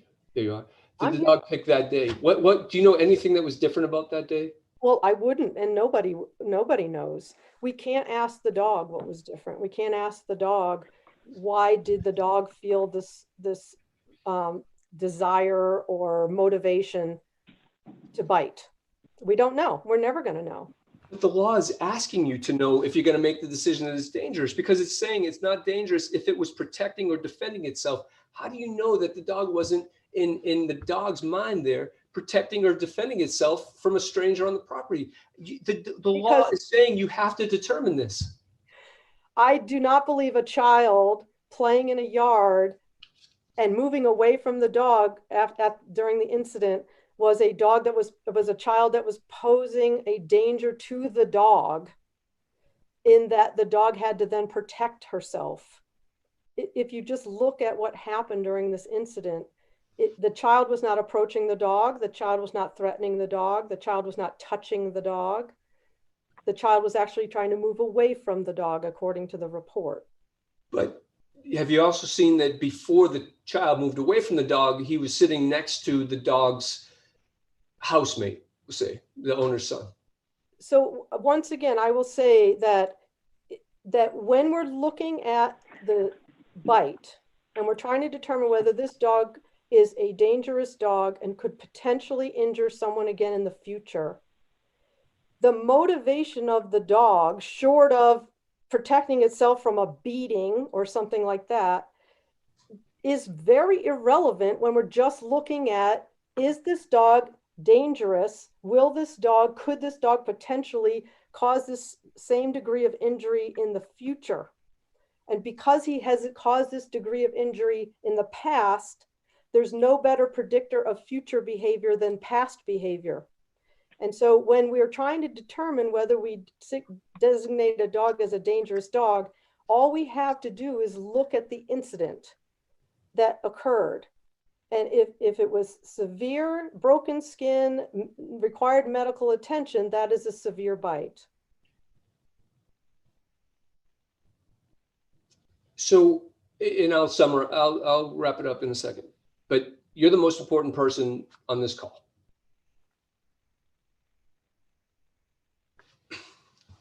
Is it your opinion that if somebody's not taking an affirmative step to hit the dog, scare the dog, go in the direction of the dog, that if the person is not making themselves a threat, they're not doing anything, then there's no way a dog can see that person as a threat? No, I'm not saying that. Dogs can see people as threats all the time. Benign people, the mailman comes to the door, the dog sees the mailman as a threat, goes crazy on the other side of the door. The dog's motivations and perceptions don't matter as much as the degree of injury when the dog decided in his doggy brain that this was his course of action. And so the point is, when we're trying to decide dangerous dog or not, all we really need to look at is the injury and how severe the injury was. Again, short of the dog being beaten by someone and trying to protect itself. And so, yeah, dogs have all kinds of motivations. Sometimes we know what they are, sometimes we do not. We can't. I will concede based on your education, training, experience, that is separate from how a lawyer is trained on the law, that I accept your opinion that you choose to look at the severity of the bite to determine dangerousness. Thank you. But I will say that under Massachusetts law, they don't look at just the severity of the bite. They're looking at what was the dog's state of mind at the time.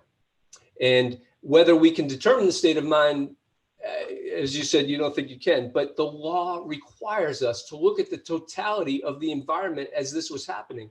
And I'm just disappointed that you're not looking at, you haven't even said, well, a kid with a mask and a hat could be scary to a dog.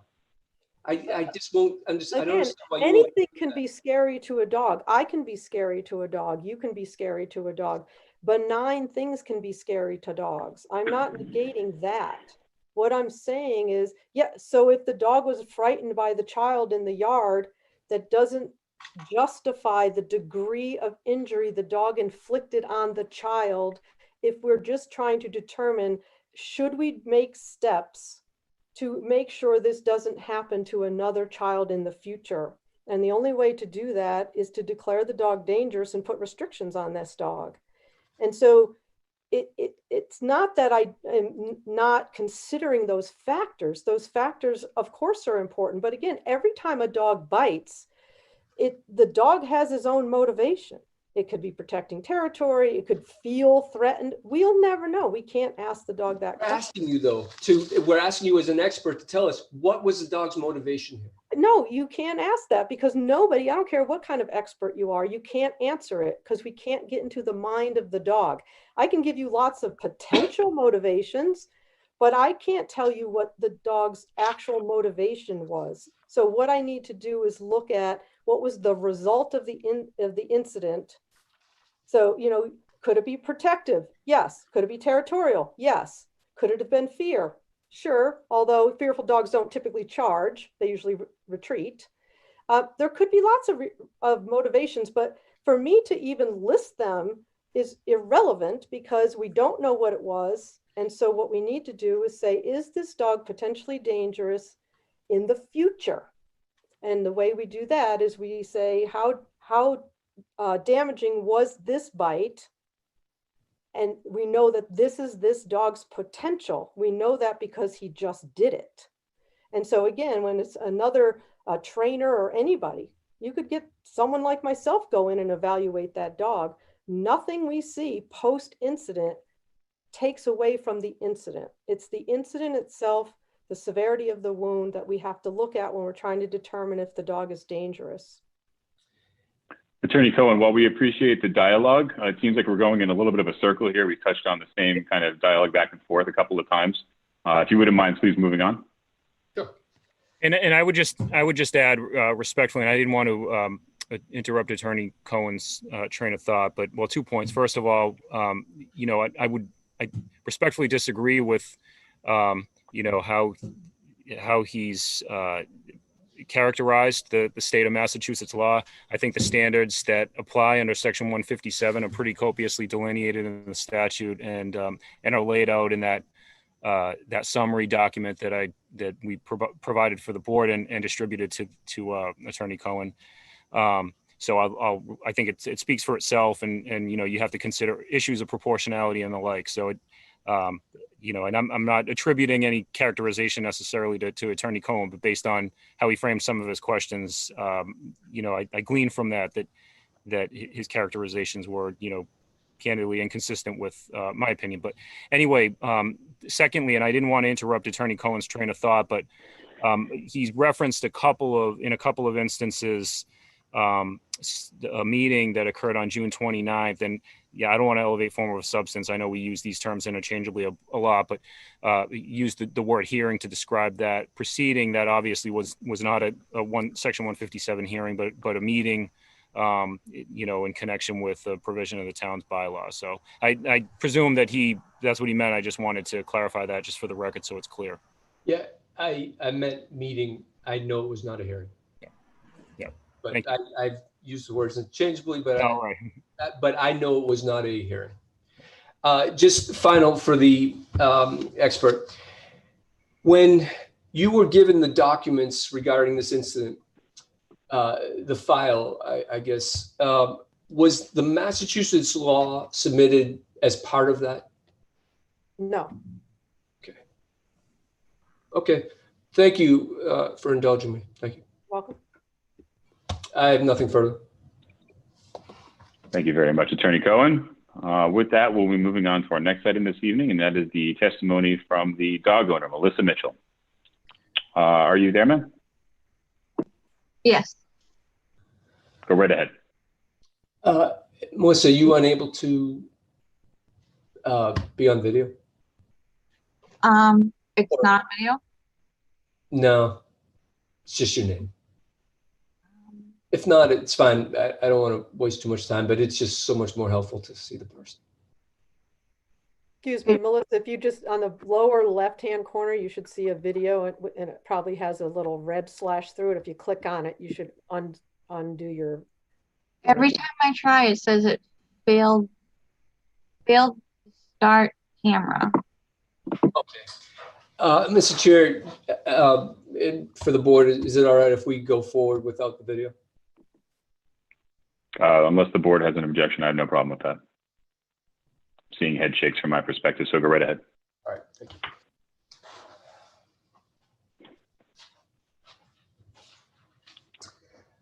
Just so we know who you are, can you just state your name and where you live, please? My name is Melissa Mitchell, and I live at 90 Boardman Street. And you have how many dogs right now? 2. Okay. And one of them is Annabelle. How old is Annabelle? I don't really know how old she is. When we rescued her, they said she could be anywhere from 3 to 6. We've had her for about 4 years. So she's very, very gray now. So I believe, in my opinion, that she's maybe 10-ish, 11. Okay. Were you, regarding the 2 reported incidents, were you at home in the July 2017 dog-on-dog incident? Yes, I was. Okay. But you've heard testimony from animal control officer that you weren't there. I did. But So I was there. You were there. Then can you describe, since this is one of the 2 in the bite history, can you tell me, before you describe it, did the animal control officer interview you or in any way take a statement from you? No. July 2017 incident? I don't remember her calling me then. I know that she did call and ask about if she was licensed and her rabies, but outside of that, I don't recall any conversation with her regarding the actual incident. And who else was present at that incident? When it happened? Yeah, in 17. Nobody from my household. When I grabbed Annabelle from the Beachkowskis, it was Finn and his mother that were inside. Okay. So were you present at the time of the bite from Annabelle to Indigo? Yes. Okay. So why just tell us what happened and establish that you were present, please. Sure. I was outside with both dogs. I had them on runners. I heard something in the woods behind me, and my dogs both kind of started barking and, freaking out. I immediately grabbed Annabelle to bring her inside, and as soon as I unhooked her to bring her in, she took off because a dog had come out of the woods. That's when she had grabbed Indigo by the butt briefly. It wasn't like, she attacked her, and chased her back down the hollow into the yard. And I was right behind her, and I actually grabbed her off of the Beachkowskis' porch. And I believe their son noted that in their statement that I was there to retrieve my dog. Okay. So where did this bite occur in terms of property markers? It happened in my yard. And at that time, you're saying it was just you, actually the two dogs, Annabelle and your other dog, and Indigo. Yes. And when Indigo was chased back to her house and Annabelle followed, how close were you? I was right behind them. And at any point when they left your property, did you see Annabelle bite Indigo? No.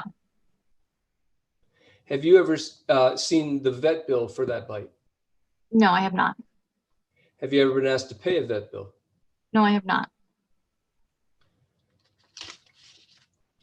And I'm sorry, Chairman Calcutt, I don't want to interrupt Attorney Cohen. I just will flag just for the record that with respect to other witnesses, the board's received sort of a narrative, discussion at the beginning. Again, I don't want to interrupt Attorney Cohen.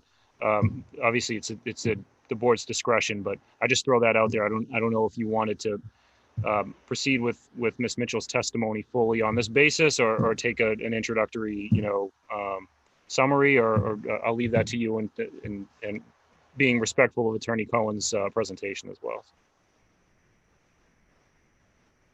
Attorney Cohen, your line of questioning to guide us through this instance and as it relates to this summary, how much more detail are you going to go through as we go through this? Would it be beneficial for the board to be able to hear a summary first and circle back for questioning in more detail after? Oh, I understand because this is probably the first the board is actually hearing from my client relative to the 2017 incident, because she was never interviewed by the animal control officer. I'm comfortable because I want the board, right?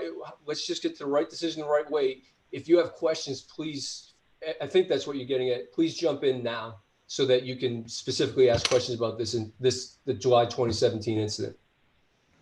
Is that what you're asking, Mr. Chair? I believe what town council is identifying is we've already been submitted a outline of the dog owner's assessment of the situation that gave us the background for everything associated to the instance, which is within the scope of our review tonight. I believe that the intent of this testimony was to guide us through that instance and that background, and then allow us the opportunity to dig into more detail should the board have questions thereafter. Attorney Mello, please tell me if I'm mistaken in that assessment. No, I think you've summarized it pretty aptly, Kevin. Basically, the way this hearing's been conducted so far is that with respect to witnesses, the witnesses have sort of just given their narrative discussion of the events. And, obviously, Attorney Cohen's had an opportunity to ask questions. The board's had an opportunity to ask questions. I wasn't sure. And, and again, I don't want to interfere whatsoever with Attorney Cohen's presentation. I think it makes total sense for him to ask whatever questions he'd like to ask him, Ms. Mitchell. I just wasn't sure whether, sort of as a practical matter, the board wanted to hear from Ms. Mitchell, hear introductory comments or hear her summation of the salient event without, or events without, a question by question sort of format. But again, it's the chair's discretion or the board's discretion, and again, I don't want to interfere with Attorney Cohen's presentation. So. Yeah, I agree. For the sake of consistency, I think I'd like if we stood with a singular presentation by the dog owner, more in line with what we've done with each witness up until this point. And then we can go into a deep dive and more further questions, especially Attorney Cohen, if you have details or points that you'd like to pick out of that testimony. For the sake of consistency, I think I'd like to stick to that moving forward. Okay. I also think we're at the end of the July 17 incident anyway, but this will be for going forward with the next incident. So to break that down for you, Melissa, rather than do the question and answer pattern, for the next incident, they want you to just press go. Yeah, and if I, again, just to clarify, again, it's the board's discretion, and I'd want to be respectful of Attorney Cohen's presentation. So I don't think the board's suggesting that Attorney Cohen won't have a chance to ask questions of Ms. Mitchell. Obviously, it's just, And I'm not being sarcastic. when I say just press play. I sincerely mean it. Like, we're going to get the same information either way, so let's just have her do what other people were doing. Thank you. So Melissa, why don't you say whatever you want to say about if you're done with July 17, go on to the next incident. Well, just to add on to the 2017 incident, my recollection of accounts was documented with the animal, I think it's inspection officer that came that day. So it wasn't that nobody got to document what I said. I just think that nobody's actually put it in anywhere. It's only been one-sided.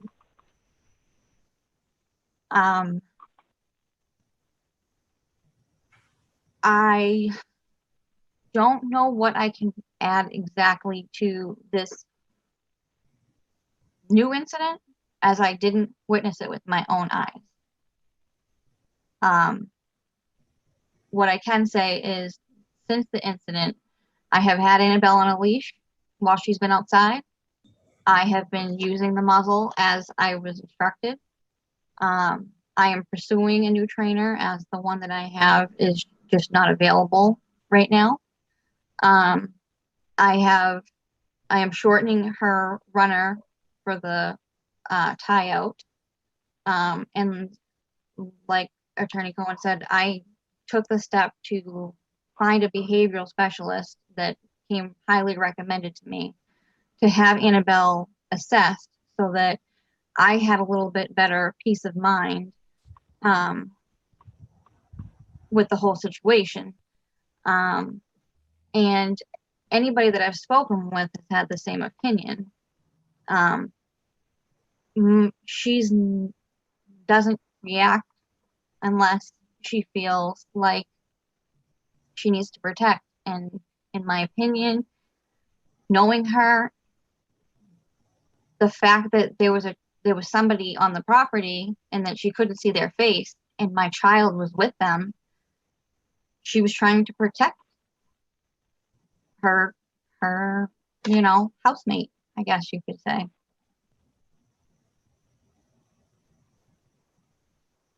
Ms. Mitchell, is there anything else that you'd like to add in terms of your perspective on the story and the testimony that was given by the Bichkowskis?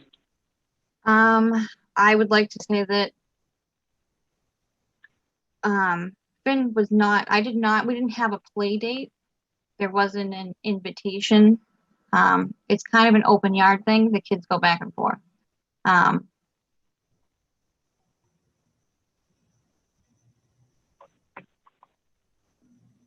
I definitely, it's definitely been very hard for me. I can't even imagine how hard it is for them. And I definitely don't want to take away from, or, try to say anything negative, because I fully understand the weight of everything. But,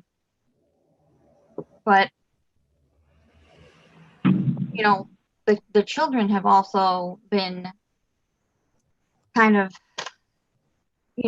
hurt by all this, because, they lost a friend. And I think it's a very tough situation.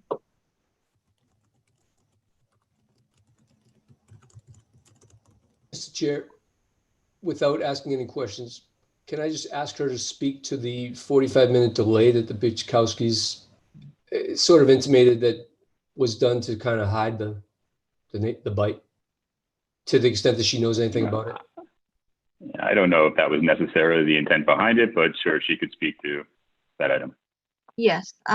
So I read in the report and I heard tonight that there was a 45-minute delay in Finn going home. And I would like to add that that was Finn's request. He did not want anybody to call his mother. He did not want to go home until I got there. He was very, very adamant about that. And it's not an uncommon thing. And I say this because there was a previous incident prior to that where Finn was injured here after he brought over a science experiment, for lack of better terms, and he pressurized a glass bottle that exploded in the barn, riddling him with glass, and he was covered head to toe in cuts. And my mom, came out with freaked out about what happened, and he didn't want to go home, didn't want to call his mother. So, when Finn stated this when it happened, my mother kind of understood, and she also thought it would be best that I, bring him home.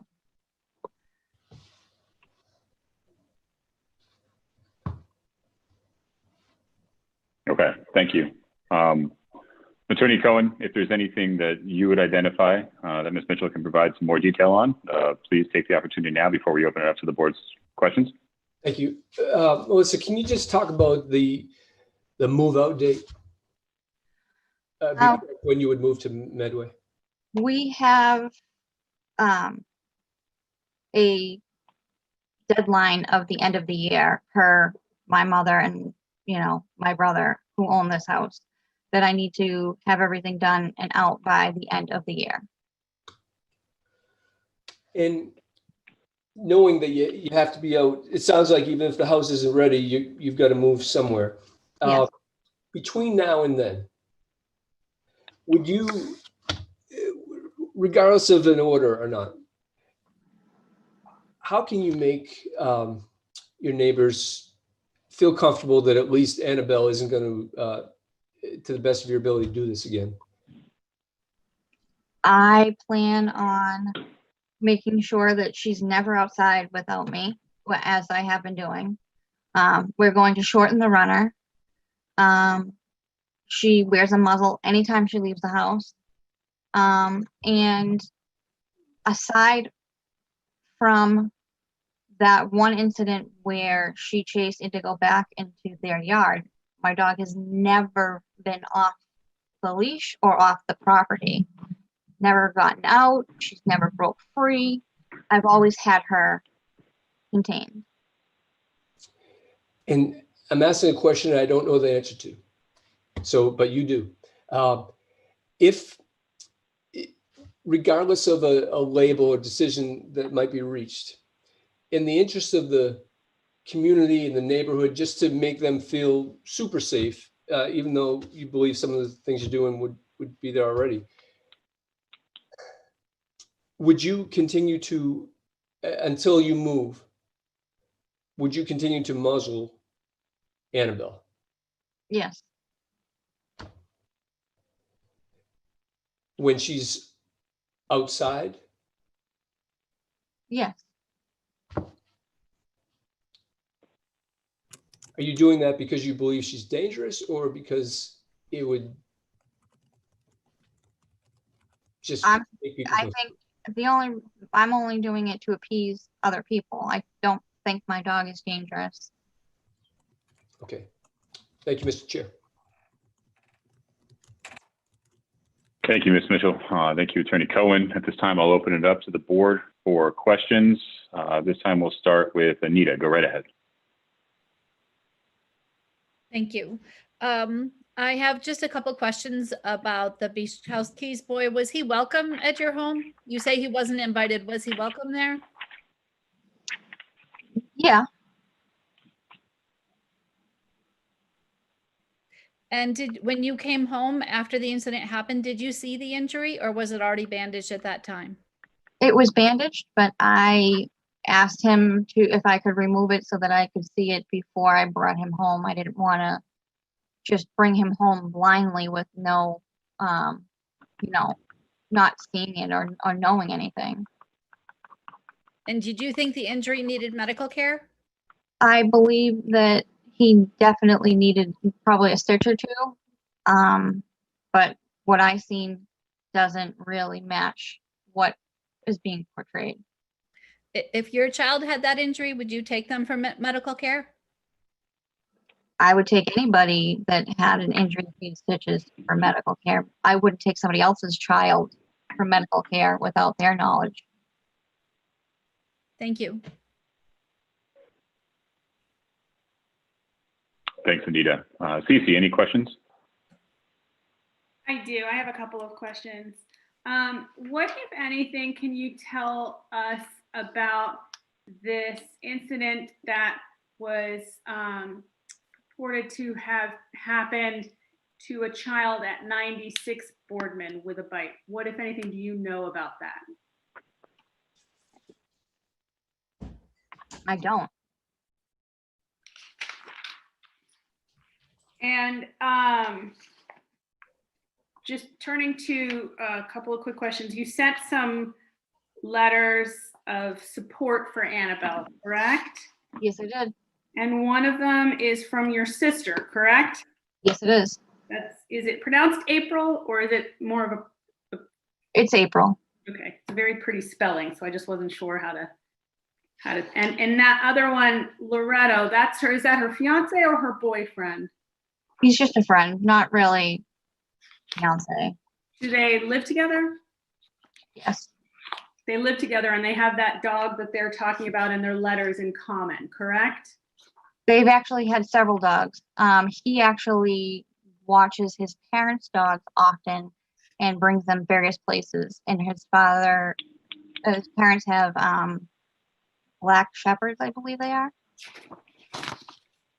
So, but I guess I'm just referring to these nice letters that your sister and her boyfriend wrote where they said, where your Loretto says that he has, I schedule regular play dates with my dog and her, meaning Annabelle. And I'm assuming, is that the same dog that April's referring to that she schedules for play dates? No, he takes her with his parents' dogs, which one of them is his, and then the other two are the parents. But it's like mom, dad, and I guess one of the litters. And but they live together in Foxborough, correct? No, Where do they live now? Bellingham. And your attorney referred to Stephen Conley as an animal behaviorist. What do you know about Mr. Conley other than he owns? Excuse me, I did not, excuse me for 1 second. I didn't refer to him as an animal behaviorist. In fact, I told you he's not a behaviorist. He's not even a consultant. He's a trainer. So my mistake, somebody did. So perhaps it was Miss Mitchell. So I heard the words animal behaviorist. And I just was wondering what background you could provide to me, because my own research just determined that he and his wife have had a very successful, well-regarded doggy daycare / spa. And I was wondering where the animal behaviorist piece came from. Several people I know have used him. He has a variety of different dogs from, very tiny to, I believe, King Corsos. And he has them all free roaming. He actually posts videos quite often live. And he is extremely good at reading dogs and reading situations, within his facility to make sure that all the dogs are safely interacting. Anybody that I've spoke with has highly recommended him because he is so good at reading dogs and has looked at their behavior extensively. He's had 20 plus years in this industry. In the letter now, and again, it's just because the letter doesn't tell me any of that, right? The letter just tells me that he's the owner operator. And it also says that he spent well over an hour observing Annabelle. Was this at your home or at his facility? He requested that I come to his facility so that he could be in control of what dogs he could introduce, what things he could do, give more variety to what he was, I guess, observing. And were you present while he was observing Annabelle? Yes, I was. And he asked me to step away so that he could have both perspectives, with me there and, without me there. Was your son there? My son? Yes. No. So none of the housemates of Annabelle were there other than yourself? No. And in addition to your sister and her boyfriend, there was also a letter from a Mary Smith, correct? Yep. And who's Mary? She is my brother's fiance. Other than this gentleman that is Mr. Conley's not a relative or No, okay. And Ms. It's fair to say, isn't it, that Mary, as well as these other people, weren't there on the day that Annabelle bit the child, correct? Mary was there. She was in the house? Yeah. That's not in this letter, so I apologize. Is Mary the person who is an EMT? Yes. Is she an EMT or has she had 1 month of EMT training? No, she's got her EMT certification. And when did she get that certification? Do you know?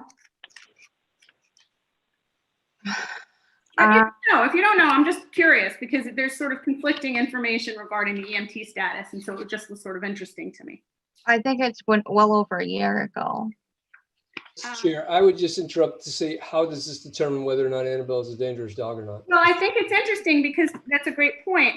The parents of the child who was bitten indicated that one of their concerns wasn't just about the bite, but about the level of care being taken at the home. And by no means is anyone suggesting that Annabelle isn't being beautifully cared for, but more the issue, right, that you went over, if I'm not mistaken, about the 45 minutes.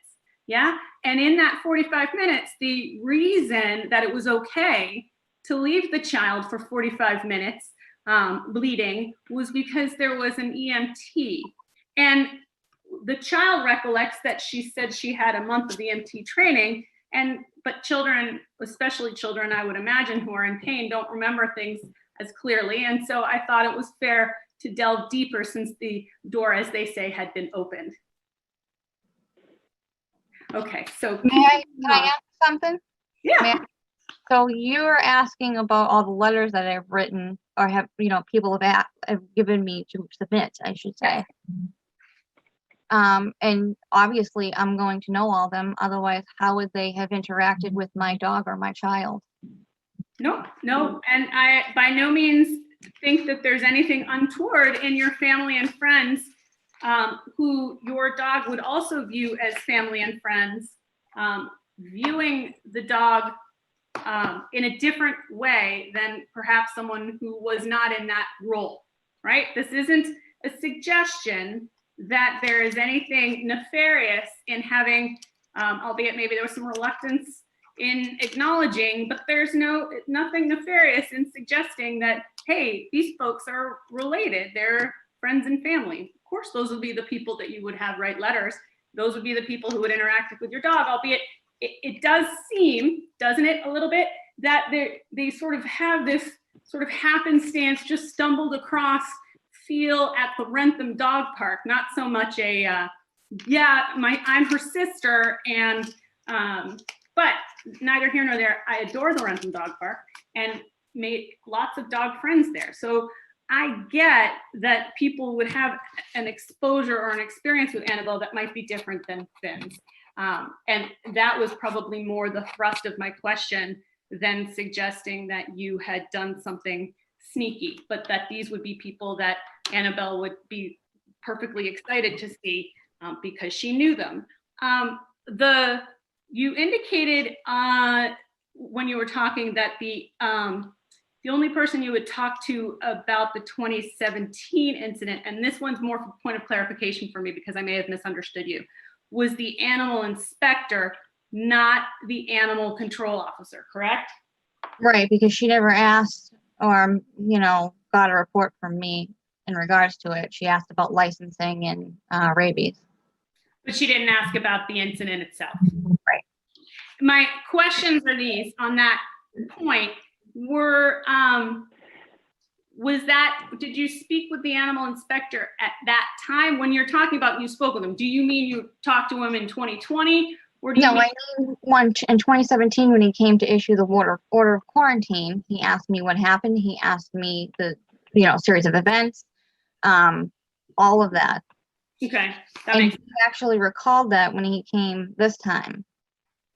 And who is the animal inspector? I think his name is Chris. Do you know his last name? You, Wilder. And do you have any relationship with the animal inspector or the animal control officer, by friendship, any sort of experience with them, business, anything else outside No. of this incident? No. And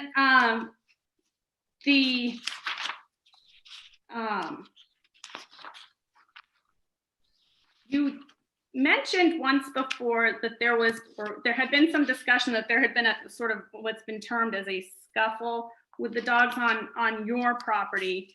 Was that just typical dogs getting into it with each other? Their dog had come onto my property, and I wasn't there. What I was told was that Indigo kept, kind of trying to maybe initiate some kind of play with Annabelle, and Annabelle just kind of was very standoffish until she kind of just pretty much voiced her opinion about it. And I think Indigo had backed off, or the owner had come to grab her. So Annabelle had enough, basically. Yeah. I recognize that behavior. Do you feel, is there a sense that this dangerous hearing is unfair that you have? Yes, Can you I do. tell me that? I just don't believe that it should be based on this, particular thing, like the behavioral specialist had said. My big question is, I just don't believe that it would have happened if she could have seen him. The fact that there was somebody masked in the backyard with my child would get any dog upset. So when was the first time you mentioned that the child was masked? Pardon me? When was the first time you brought up that the child was masked? I'm just flipping through. I know you weren't there, but I thought I read everything pretty carefully, but it's a lot of print and I'm old, so it's entirely possible I missed it. But I'm just curious, when was the first time before tonight's hearing that the assertion that Annabelle just saw somebody masked with a hat on came up? I don't know when the first time it's been stated several times. You agreed, but though, that the child was bitten, correct? Yeah.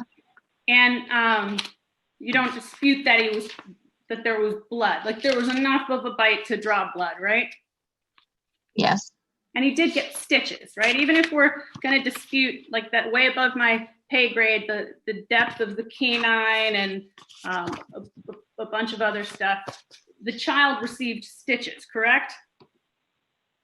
That would be correct, but I take into consideration that the child could have pulled away or was running, would also cause someone to get stitches or cause a problem that would be significant enough. But the child's not going to get stitches from running away unless the child's leg is in the dog's mouth, right? Like I'm not going to get stitches just running unless I fall or get bit.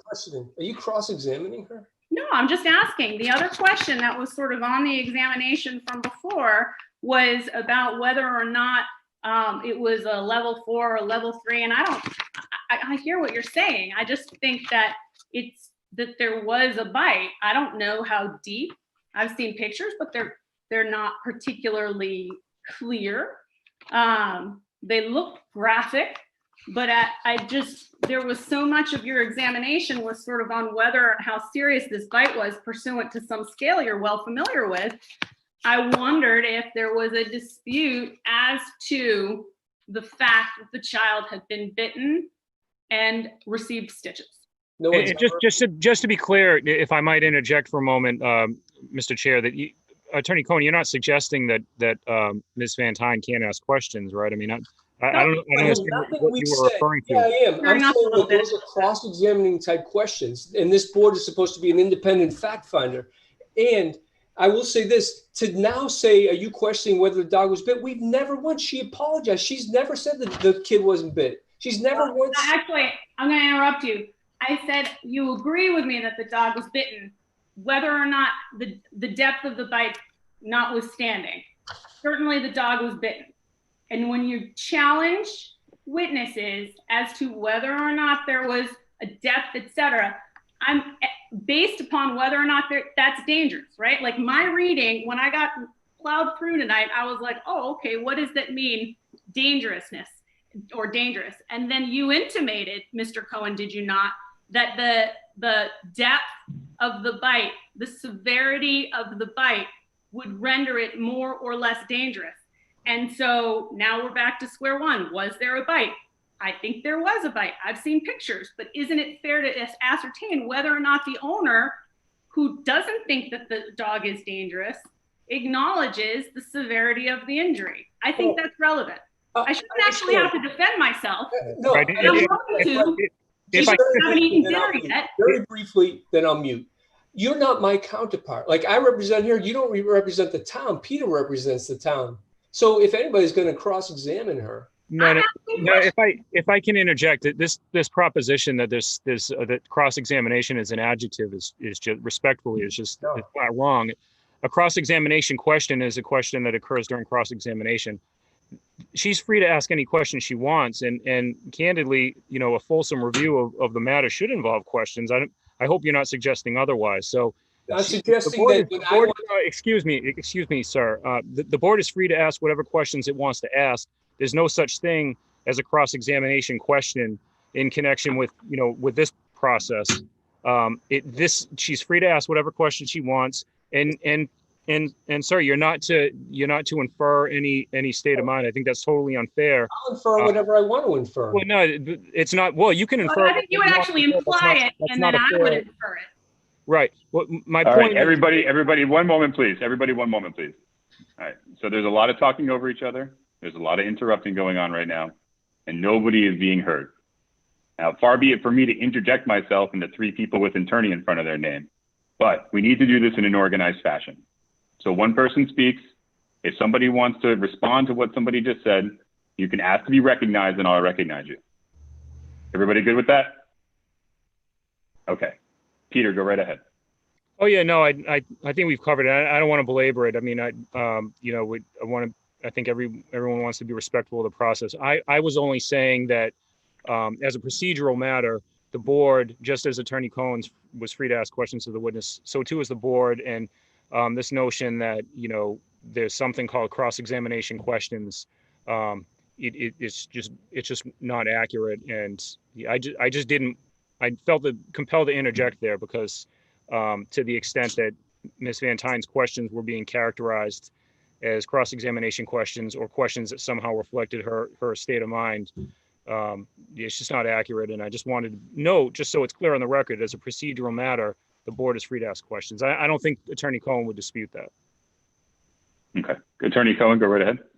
Well, they can ask relevant questions. That's fine. But remember, I tried to ask questions. I wanted to ask questions about this restraining order that I believe was unlawful, but I was shut down for that.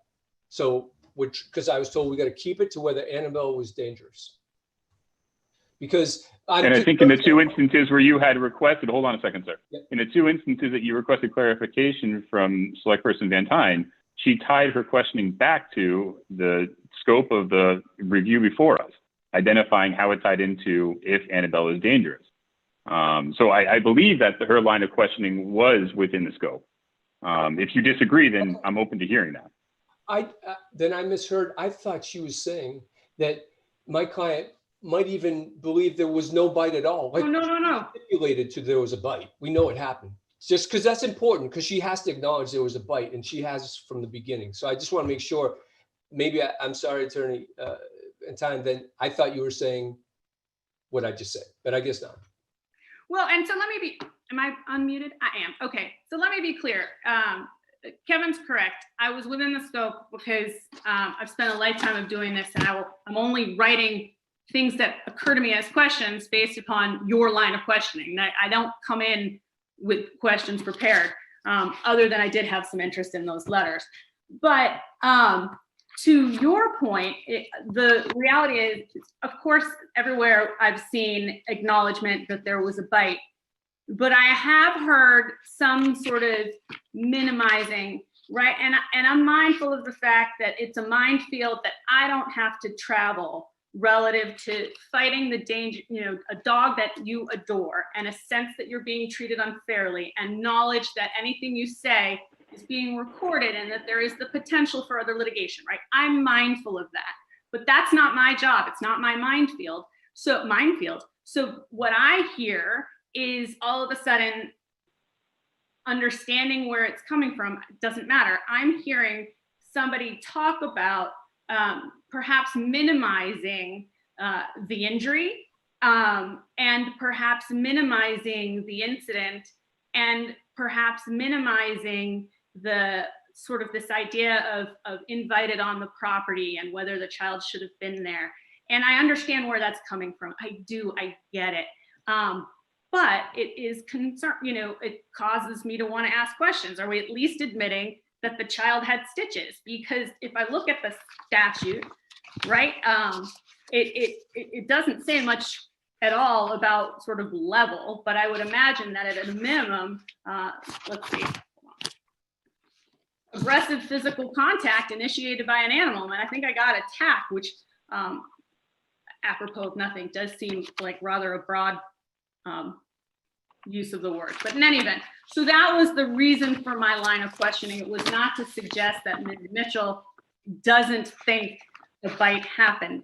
But what I heard a lot of, understanding the minefield you were trying to navigate, was minimizing. And I wanted to make sure that at least we could all acknowledge that this wasn't a child who was doing any of the proscribed things in the statute: attacking, beating with stones, robbing, none of that, right? I get that maybe the dog thought that. I get that that's where we're going, but I think it's a fair line of questioning.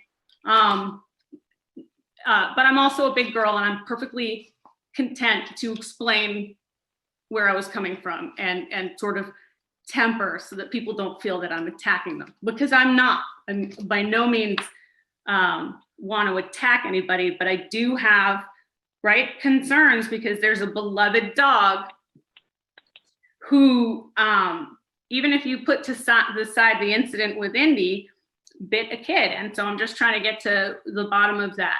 So.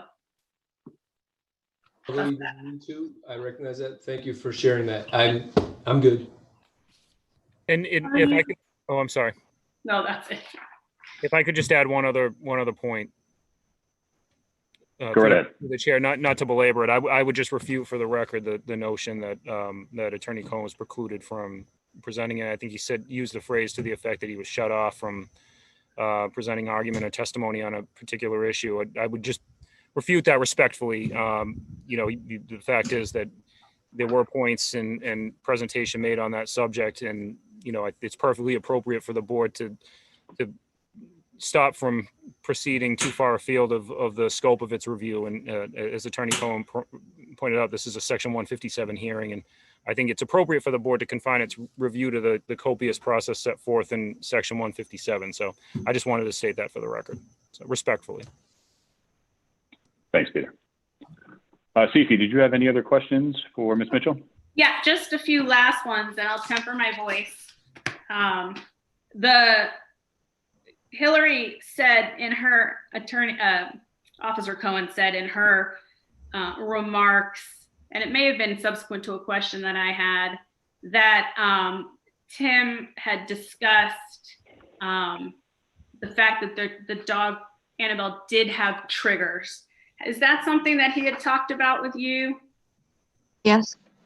And what have you been working on and I understand this is prior to Corona and nobody's right? It's all closed. I'm not expecting anyone to go tearing off to get trained, but what have you been working on to address scratch that, because that's nobody likes a compound question, least of all me. What were you working on to address the triggers? Let's start there.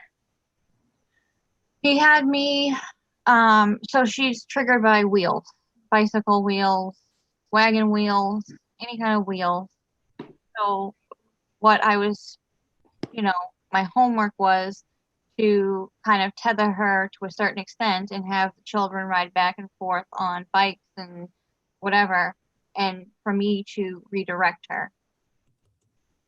As well as with dogs, like take her on a walk and try to make sure that I walk past a dog and redirect her. And she was actually doing quite well with both. And was that something that, I mean, I know the biking obviously would be a little difficult, but was that something that you were continuing to work on during Corona? Like you could still work on the even now, right? You can still work on that? Yeah, like I said, she's been doing quite well with that for the most part. I haven't really gotten to kind of be in close proximity with any other dogs for the most part because nobody wants to be anywhere near you with this going on. And what were there any other triggers other than the wheels that he told you about? No. And when you said he told you to buy a pen, what is that? I didn't say that. Oh, it was attorney. Okay, it was. There's a lot of Cohens in the room. Not attorney Cohen, Officer Cohen. Perhaps it was Officer Cohen. Did he tell you about buying a pen? He told me about the conversation he had with the animal control officer. Mm-hmm. He said that was what would appease her. I do have a pen, but I wasn't, I didn't do anything definitively yet. I'm not suggesting that. I just was curious so I guess I can't ask my follow-up. What is a pen? What does that mean? It's a fenced-in enclosure. Does it have like a roof, or is it just like a where you put puppies when you're trying to keep them from? Do you know what I mean? Like, if you could just describe it better, like a fenced-in enclosure. That could be your fenced backyard. It could be any. I just trying to look for context. It's four-sided, chain link, probably like 5 feet tall. Okay. And is it big enough that she can move around in it? Yeah, but she won't go outside without me. So the only time she would be in it would be to, I guess, go to the bathroom if I didn't want to stay out there with her. But when she's outside, I'm with her. Except for when you ran errands that day.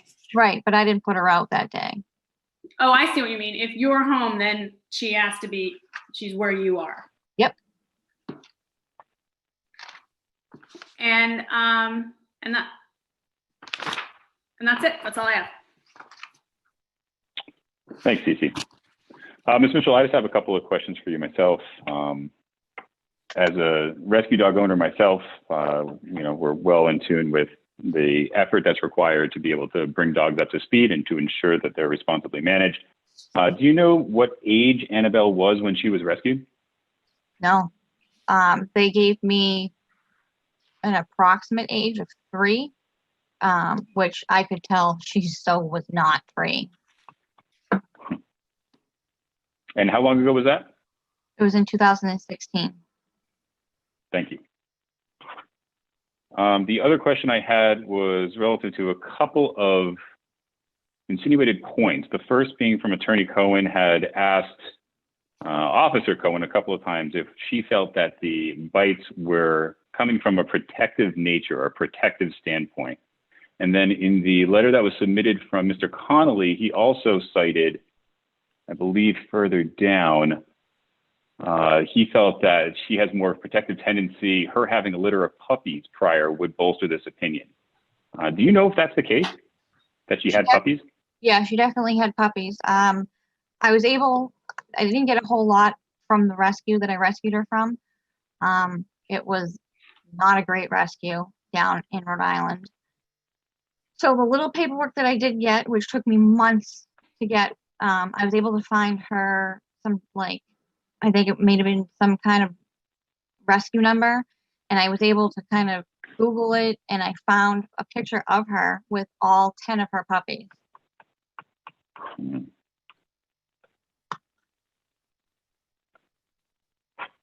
And obviously none of those puppies made the trip with you, right? I don't believe they were brought up with her. No. Okay. Thank you. That is all the questions that I have. At this time, the next item on the list is to move on to any other witnesses that would be associated with the dog owner or Attorney Cohen. Ms. Mitchell, Attorney Cohen, do you have anybody else who would like to give testimony that is on the call? No. I do not. Thank you, Mr. Chair.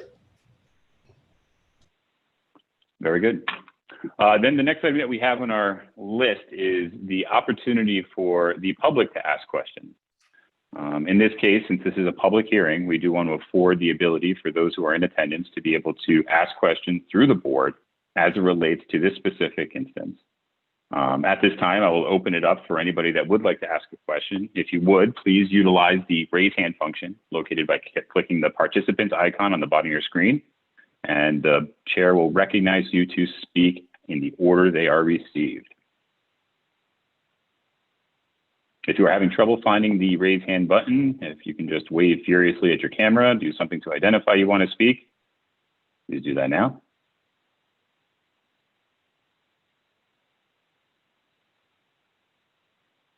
Mr. Quaglieri, I see you have your hand raised. Go right ahead, sir. If you could just state your name and your address. Al Quaglieri, Main Street in Norfolk.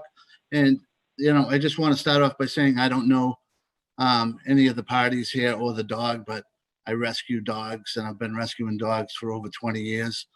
The type of dogs I rescue are coon hounds, bloodhounds, blue tick hounds, tree walking hounds. So they can be temperamental and sometimes, you know, volatile. You know, my wife was once grabbed by one of my hounds, and the severity of the bite was much worse because she pulled her hand away and ripped the skin. So I remember listening to Melissa say that, you know, and the expert Kelly Boland, that it seemed that the skin was ripped apart, and that could only be done through a intense puncture. And, you know, from experience, I know that's not accurate. It can be done other ways also. And I think Cece made a couple of great points where she said that, you know, the family that knows this dog, you know, trusts and loves this dog. But when the dog saw someone with a mask and a hat on, it acted differently. And that's how a lot of dogs act. You know, if you go to chapter 140, section 157, you know, it's clear on how you have to, you know, conduct this hearing. You have to prove some facts. And, you know, I don't necessarily think those facts have been proven because of, you know, the dog was tethered. You know, the person was in the confines of the dog and dog structure. And if you look at 157 and you go down to 4, you know, at the time of the attack, the person or the animal that was attacked or threatened by the dog had breached an enclosure or structure. You know, that clearly happened here. It seems to me, you know, and being the kind of dogs that I have owned, and the temperament of these dogs, that this owner has done everything possible post the incident to rectify the issues. And I don't believe that, you know, my opinion, and I'm not a lawyer, and there's a lot of lawyers I listened to tonight interrupted each other. But I don't believe that, you know, this dangerous dog has been proven. That's just my opinion. Thank you for my time. Thank you, Mr. Quaglieri. Very quickly before I move to our next question, Ms. Mitchell, Mr. Quaglieri did bring up a good point for another question that I had. I believe at some point Attorney Cohen had noted that you had never been presented with a veterinary bill and asked to pay for anything in regards to medical services, at least for the first instance with Indy. At any point, did you offer to cover medical expenses for the child that was hurt in this latest instance? No. Okay, thanks. All right, looking at our next hand raised, it looks like it's Mr. Bichowski. Go right ahead, sir. Just please make sure to note your name and address before speaking. Thanks. Brian Bichkowski, 94 Boardman. I just wanted to point out the remainder of the sentence that Mr. Cagliari said, which is had not breached an enclosure or structure and was not authorized by the owner to be of the premise to be within such enclosure. I think the second half of that sentence within the Mass General Law is incredibly important, because this particular instance that the person was authorized to be within the range of the run, and this incident happened. So that exception is the spirit of that sentence is that somebody was breaking in, and that is not the case here. There was a authorization to play, as has been indicated multiple times. There's like an open backyard where the kids play with each other. So I just want to clarify that point on the citizen's comment. Thank you, Mr. Bichowski. Mr. Quagliari, I see your hand raised again.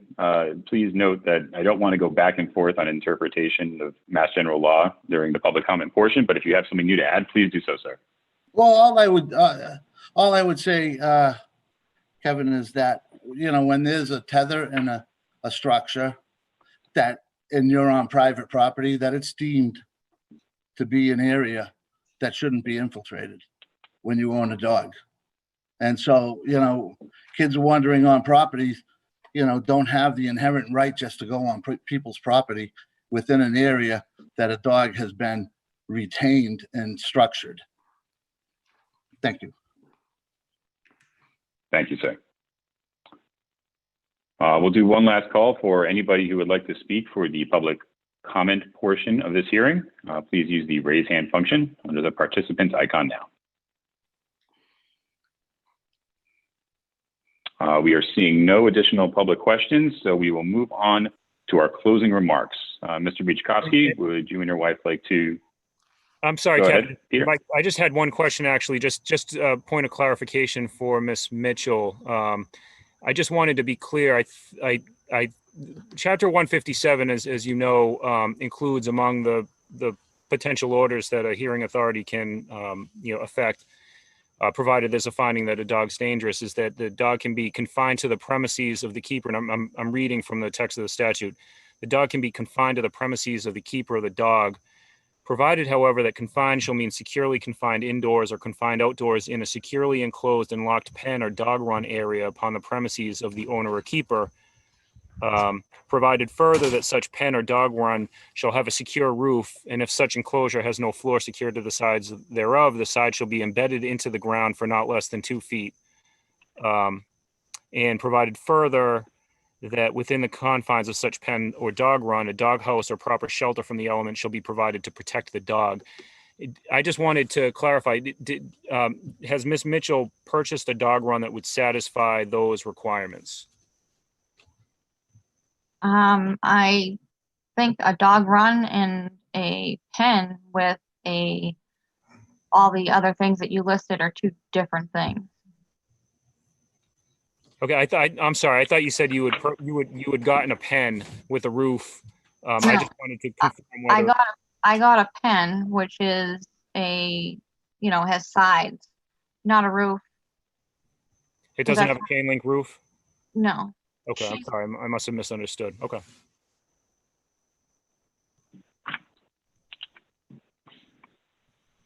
Anything else, Peter? No, that's it. Thank you. Thanks. All right, back to our closing remarks, starting with the complainant, Mr. and Mrs. Bichkowski. Go right ahead. Thank you. It's been quite a thorough discussion, and there's been a couple of comments about whether or not the wound is indicative of a dangerous animal, and whether how it's progressing. I'd asked the select board that I wasn't planning on doing that, but I'm happy now to share the pictures to be able to show the magnitude maybe more clearly. I also heard today that there was lack of clarity in the photos provided. So I'd be happy to share those if what you'd like that submitted through a screen share, as you said. I am personally okay with not seeing the wound. I think I have an accurate depiction as to the severity, given the report and pictures included in our packet. But I will defer to the rest of the board. If there is anybody on the board who would like to see the photos that Mr. Bichkowski is offering, just give me a nod, a wave, something in the affirmative. I don't need to see them. I may have been the person who said that they weren't clear, and I don't mean to suggest that I can't tell. I mean, I'm looking right at a gaping wound with tweezers, and it's incredibly clear to me that it is not good. I don't need it to be any more clear. It was more in terms of this, oh, there it is, even bigger. It was more in terms of the idea that people were minimizing. And even if you were to say, well, it's an unclear photo, it was just a couple of stitches, sort of to the point of the text exchange. Even in that realm, does it meet the threshold of the statute? So that would have been, it would have been me that you'd heard it from. I don't need to see it in order to formulate an opinion. I'd just like to provide a little additional detail on that. I did hear Ms. Mitchell say that she thought it might need 1 or 2 stitches when she took a look at it. When the second procedure was done, the plastic surgery procedure was done, I didn't count, I was watching, I didn't count how many stitches it was. In my follow-up Zoom call with the doctor, I asked him if he could tell me how many stitches there was, and he said he doesn't remember exactly, but he estimated approximately 50. There were some that were subcutaneous. I don't have a report of that. I can request one, but that's just the information that I was given. Thank you, Ms. Bichkowski. Anita, did you have an inclination to see more clear photographs? No, I just wanted to ask a question, a clarifying question of the Bichkowskis, if that's okay. Go right ahead. So I understand, and I hate to ask because it's a difficult thing to talk about, but when you talked about the plastic surgery, what I understood as you were describing it and as I read about it is that there was missing skin, so the skin couldn't be lined up and attached to itself, so there was missing, so skin had been removed that wasn't there anymore. Is that correct? Yes. As well as subdural tissue was missing. Was missing as well. Thank you very much. Okay, so with that, Brian, I'm sorry. I was just saying, I know no, that it's okay. I watched them cut away the fat because they said they couldn't close it without having to remove additional because there was too much skin missing. Understood. And I think that we have a consensus amongst the board that additional pictures via screen share aren't required at this time. So please continue with your closing remarks. One other thing that came up during the discussion was the Connollys, and I don't know for certain, but I have a question on whether or not those are the same Connollys whose parents live at 92 Boardman and may also know the defendant. I don't know for sure, but I think that there might be some connection there. No, he's not related to them at all. Okay. So one point that came up was the question on invitation, and I do think it is relevant given the Mass General Law does say someone unauthorized to be on the property. We know, and Ms. Mitchell said that the kids play in each other's yards all the time, from 96, ours down to 90.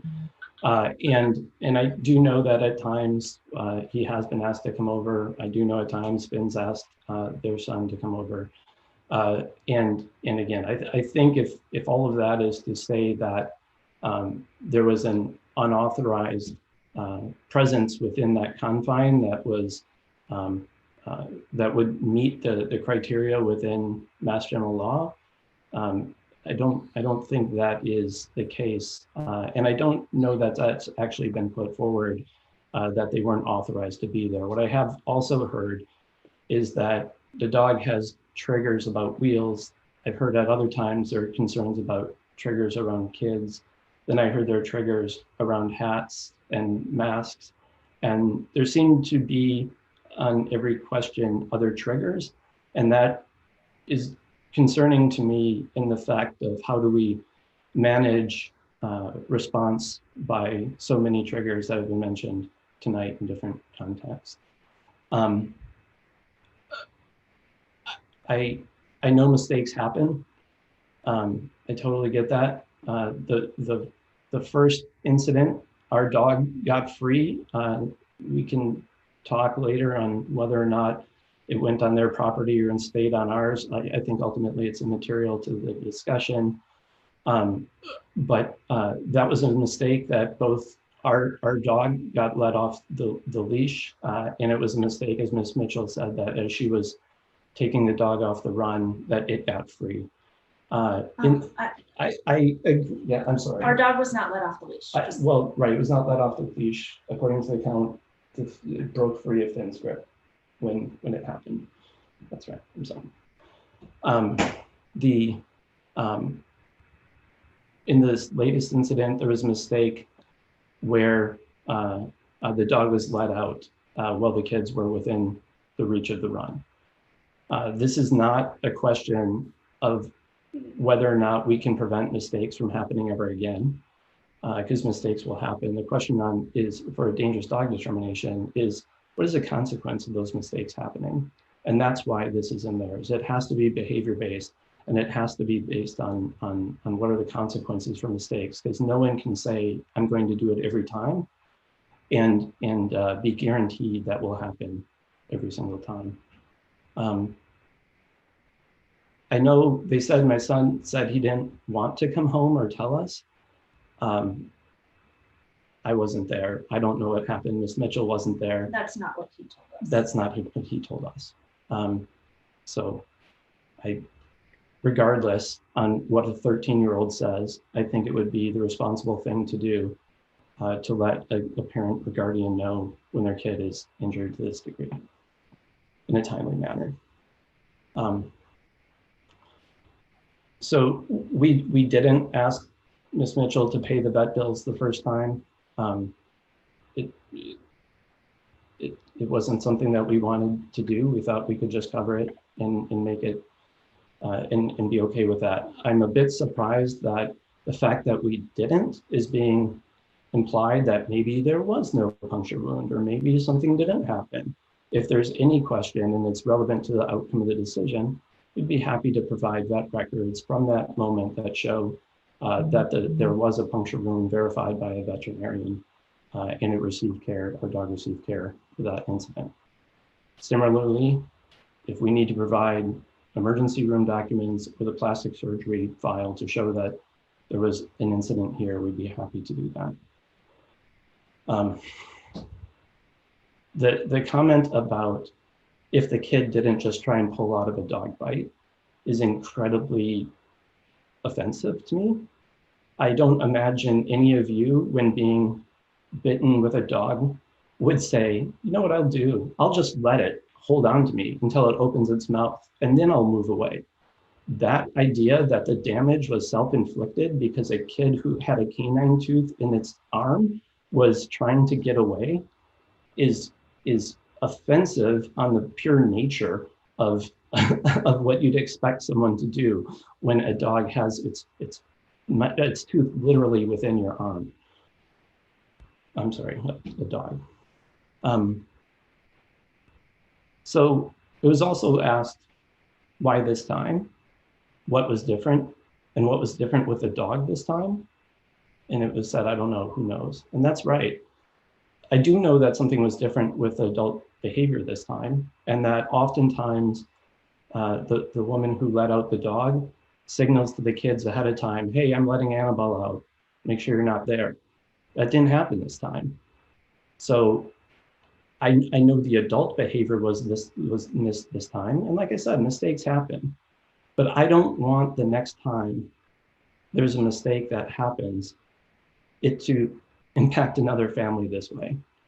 I think we just need to manage the situation and recognize the dog is dangerous as defined in the general law, and mitigate that risk the way the state mandates it to be dealt with.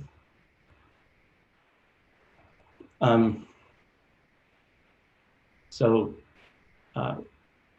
there's a history of things happening, of mistakes being made. Licensing in the town has only happened after the first incident in 2017. Our recollection, and maybe they could fix this, is that a run actually went up after that incident in 2017, and there wasn't a run during the time period of 2017. That's our recollection. Because the incident that our neighbors described to us at 96 Boardman wasn't reported, there was no behavior change in how they managed the dog at that point. Things only change after they're reported. And that's why I felt a mandate to report this and to bring it to the board for a determination. That's all I'm asking, is to look at the evidence and try and figure out, is this dog dangerous per the law? And if it is, it's prescribed what different options are, and I'll defer to you on how to deal with that. But that's how we got here today. Sarah, do you have anything else to add?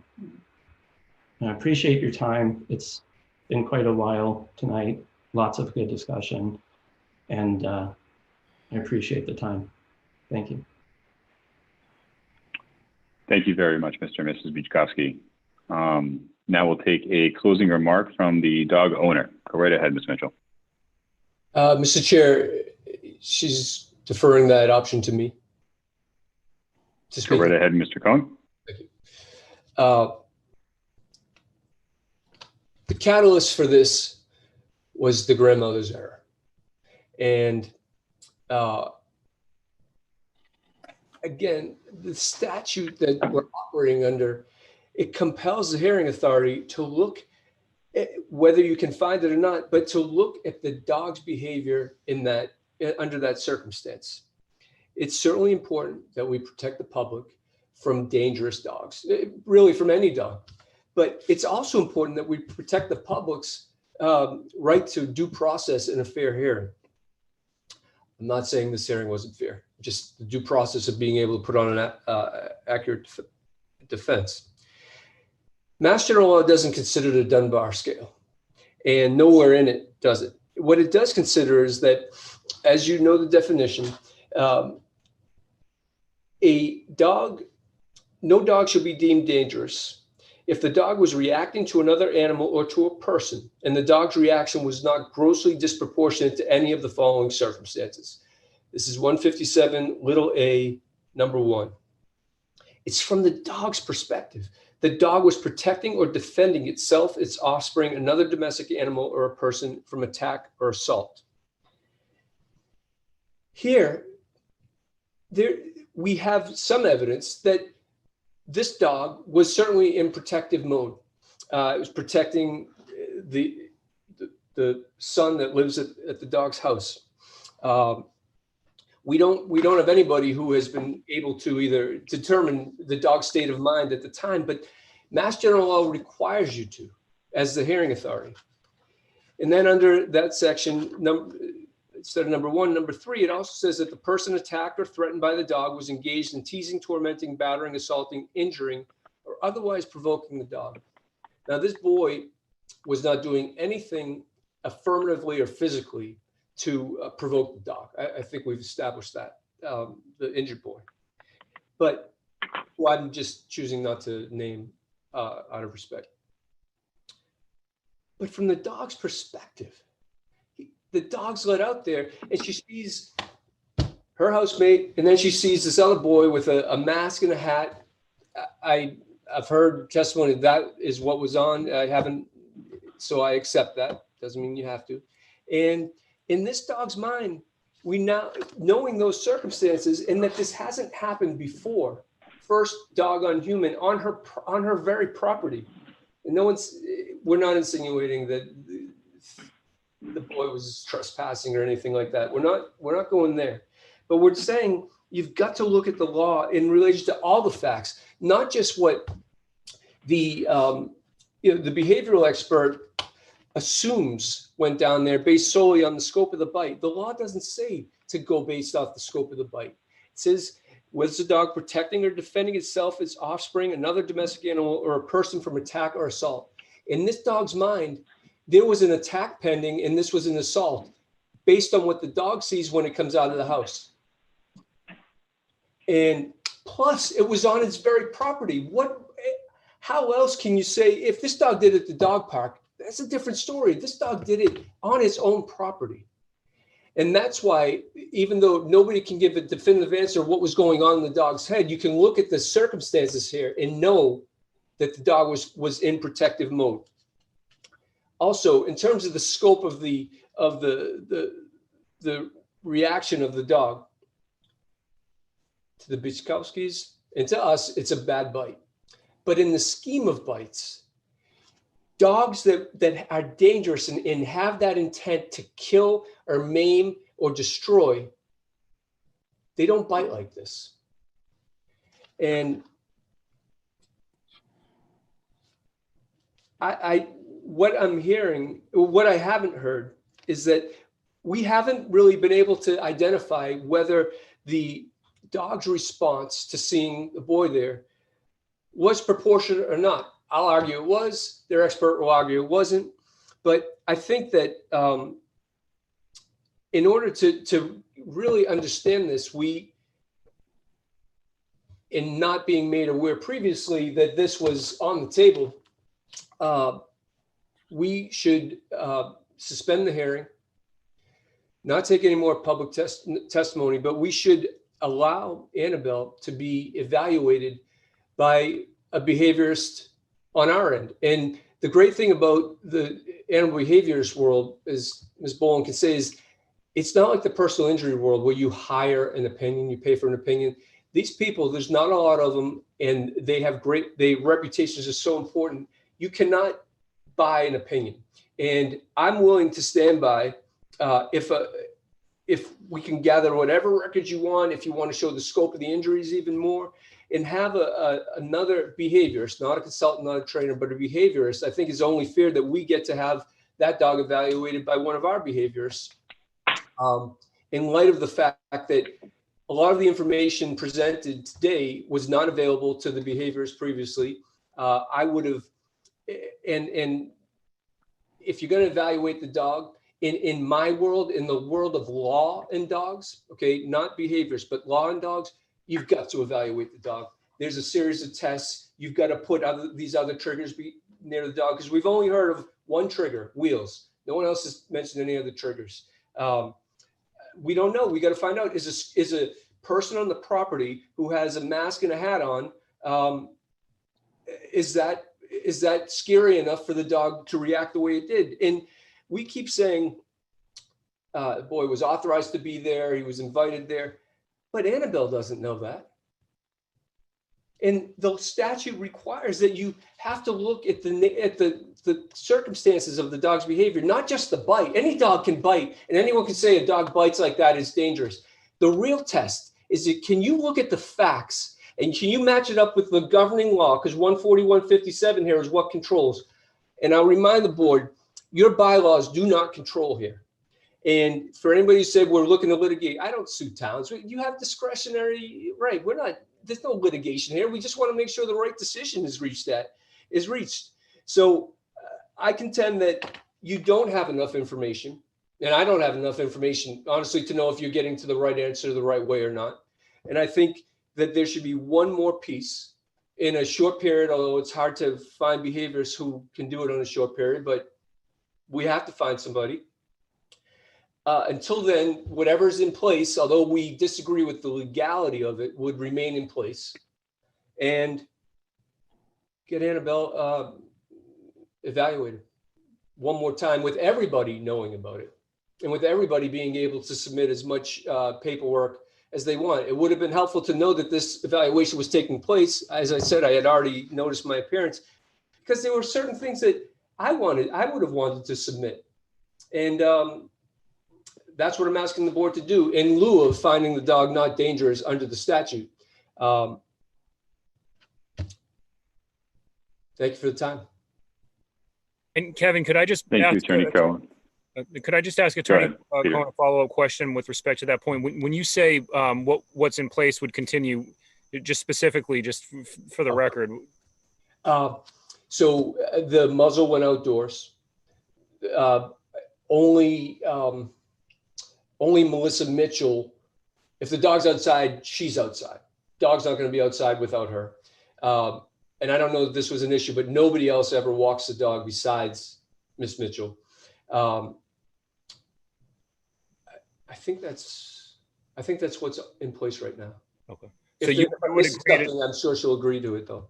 okay. Thank you. Very good. I believe at the end of the Bichkowskis' closing statement, they identified that throughout the process, their intention, as it stands right now, is to deem the dog as dangerous and then defer to the board as to which of the accommodations related to such designation we would see fit to instill. If I hear Attorney Cohen correctly, through him, Ms. Mitchell's assertion is that the board should suspend deliberations until a point in which they are able to obtain an assessment from their own behavioral expert to share with the board. And up until the time where that can be delivered to the board, they would maintain, as Attorney Mello clarified, the motions that are currently in place related to muzzling when on leash and staying in the yard on the line whenever back there, the shortened line, as I think it was put earlier. Is that correct? Did I capture everything there? To me, right? Mr. Yep. Chair, you did with one other important step. Given that she has an end date to move out, she would agree to the permanency of these things through her moving out if we don't label the dog dangerous, because it's very subjective right now as to whether or not the dog was reacting proportionately.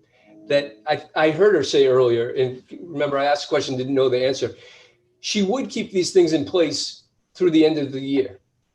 Now, if for whatever reason, even if it's COVID related, she doesn't move out by 1/1/20, I'm just giving another option, then she has sort of violated this agreement. You know, she's in violation of essentially an order that's going to be followed, but sort of held in escrow. It's just the label, because we can't agree on whether it's truly a dangerous dog or not, but we can agree on these remedies right now to bring everybody some comfort. I appreciate the alternative option. Thank you. All right, so I'll send it around one more time before we close out the public hearing and begin deliberations as a board. Attorney Mello, anything else to add before we close the public hearing? Well, I guess the only point I would note is, insofar as, or to the extent the board allows Attorney Cohen to submit additional information from an animal behavior expert, I just procedurally, you may not want to close the public hearing at this point. You may want to await receipt of that before the hearing is formally closed and deliberations commence. That's just the only procedural point I would note. Because we'd have to go back into a public hearing to review the submission from Attorney Cohen in that case, right? Okay. Right. All right, well, with that, I think I would send it to the rest of the board for their thoughts and opinions. The question before us right now is if we would consider the alternative outline presented by Attorney Cohen before closing out this public hearing and moving into deliberation as to the designation of a dangerous dog for Annabelle. The alternative, as he outlined, would be to have an assessment done by another behavioralist and submit that to the board for review before moving forward or potentially moving forward with that designation. I'm looking for some thoughts and opinions. We'll start with Cece. Unmuting. So I may, my thoughts and opinions, I may be inviting Peter Mello to answer a question for me in a second. I'm torn on the idea of extending. Obviously, if it's extended, I appreciate the offer that the current strictures remain in place, because that was my concern before I was agreeable to the last extension pursuant to the fact that Attorney Cohen had a conflict. So I appreciate that. My issue, and I'm just thinking out loud, it doesn't necessarily give you an idea of the direction because I don't necessarily know the direction that I'm going to be going here, but here's my issue. If I look at the, in my line of work, we end up with competing experts all the time. And sometimes there's value in it and sometimes there isn't. I'm not going to say that there is or isn't right now, but when I look at the Kelly Ballin consulting letter, it indicates that she was contacted on July 9th. That's by no means any reason why Attorney Cohen would have known that. But wasn't this letter, this 2-page letter, part of the packet that was published at a minimum last Thursday? And if it was, wasn't there either a prayer for an extension at the outset of the hearing, or perhaps some effort to secure a consultant, even if it was, hey, listen, I see that you guys have a consultant. I don't want to leave my client without consultant. We've begun the process.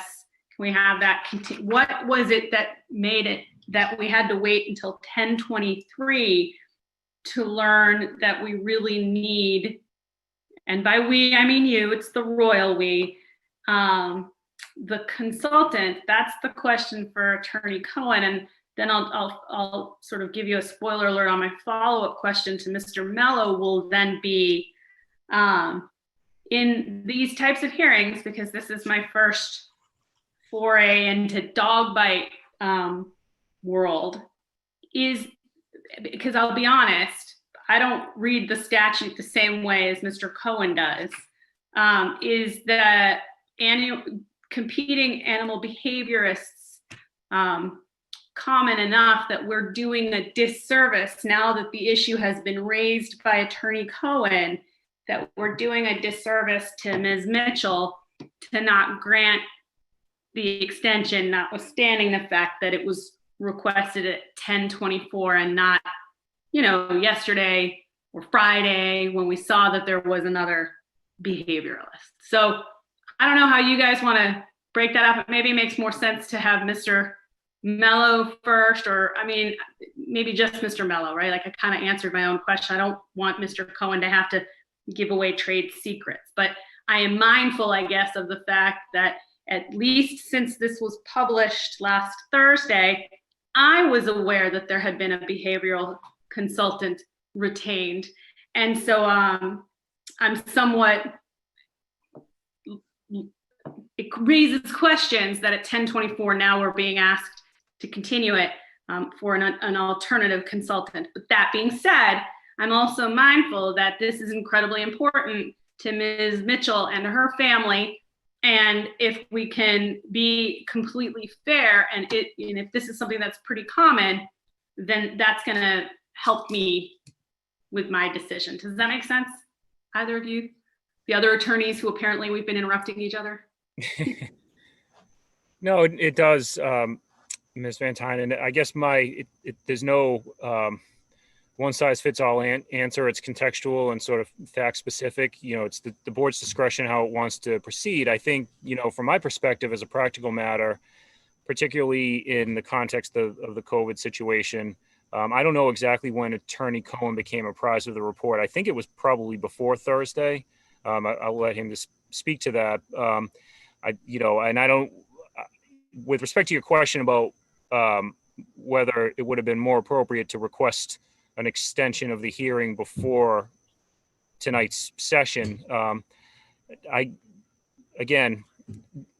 think that if I were in that position, I may have been disinclined to request that the whole thing be put off Although, again, I don't know that how I would have proceeded. It would totally depend on the circumstances. But I guess I could see where that might be off-putting as well. You know, the notion that you can't, you know, discuss the matter and hear evidence, and you'd have to, you know, impose on everyone's schedule just for one, you know, procedural issue. I guess I could see it from both perspectives, but it's up to the board. I think it's, from my perspective, a reasonable request. But I understand also that particularly where Ms. Mitchell through Attorney Cohen is amenable to continuing the status quo and continuing to abide by the measures that are in place in terms of the muzzling or the you know, the conditions that currently exist. Personally, I think that's, you know, that's reasonable. And you know, I'll defer to the board, but my own personal opinion is that that's a reasonable request. So, and I guess that would, circling back, I would not want Mr. Cohen to tell me anymore, because I don't want to put him in the position of having to tell me, well, that's work product and it's none of your damn business. I'll tell it to myself. But I am mindful of, as you say, Peter, the fact that it's important to get all of the information within reason, right? I mean, and as much as I am as capable of reading a statute as the next person, I also am as mindful as the next person that everybody's entitled to a fair hearing. And if acquisition of a voice for Annabelle is going to make people feel that they've gotten that fair hearing, and you know, we do hearings all the time. I am fine with it, with the caveat that perhaps someone else will have something that they'll say that I'll think, oh, that's a good point, I should have thought of that. But from my current perspective, as much as I really, really, really wish that we would have thought of that before now so that we could get it all done at once, hey, is what it is. I want Ms. Mitchell and Annabelle to get a fair hearing.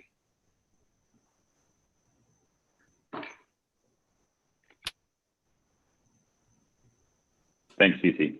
Anita, your thoughts? Well, I agree very much with the idea of a fair hearing, and I would hate for Miss Mitchell to walk away saying we didn't give her a chance to present everything that she needed to present. I'm a dog owner too. My dogs are rescue as well, and I understand and can see how beautiful she is. I would just say that I also am very opposed to the idea of saying, well, we'll wait till she moves out of town and just keep this in place, because I think that's irresponsible. I think it's our responsibility to come to a decision, and that we need to decide based on all the available information whether this is or isn't. I know if a family moved here from Medway that had bitten another dog, bitten a child, and potentially bitten another child and moved in, we would be a little bit cranky that the other town hadn't handled that. So I think we have a responsibility to come to a decision, but I'm very agreeable because I don't want to do, I definitely want to make sure that we've done this properly. And so I would just add a last thought to that, and that is when we reconvene after we have that report, I would hope that we could jump to this point of the agenda and not go back through a whole bunch, I guess, in terms of the interest of time. Would we, I guess maybe it's more of a question, would we get that report and then the board would deliberate? Well, from a board procedural standpoint, I would envision that we would run through much of the same kind of structure we did today, but only with this singular item being used as new information testimony to be submitted. So if the expert that administers the assessment would like to join us for the meeting and provide their input, we would welcome that. I would see us being able to have a Q&A period with that individual. We would cycle through representing attorneys at that point, and then move into deliberations.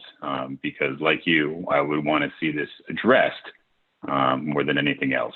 The only thing that's where I would see it from my perspective. Go ahead, Cece. Mr. Chair, apologies to interrupt you, but the only thing I would add is it appropriate to also say, if we're leaving the hearing open for the potential for an additional expert, for lack of a better term, two things. One, I would imagine we're going to want to have a date certain so that it doesn't become, not that by any means am I suggesting anyone would do this, but so that it doesn't become a race against, do we move out of town before the expert is secured? To Anita's point, I think it is our obligation to make the determination within reason, right? If Ms. Mitchell wins the lottery and ends up on that HGTV show where they get to buy like $100 million house and she's gone, well then God bless her. But I don't want it to be, well, we're going to look for an expert and he can come and speak in January either. So I'd want a time certain, but I'd also think that if there is other new, not old ground information that is secured from other than the putative expert, that would also be, is that also something that would be allowed to be brought to the board? That's kind of more for Peter Mello, I think. Yeah, thank you. I think that would be perfectly appropriate, and I'm sure Attorney Cohen would agree. You know, particularly where obviously the animal behavior expert that Attorney Cohen would, or Ms. Mitchell would retain, probably would be opining about things that Ms. Bolin has addressed. I think it would be appropriate to give Ms. Bolin or Ms. Cohen the same opportunity to address points made in whatever report is forthcoming from Ms. Mitchell's behavior expert.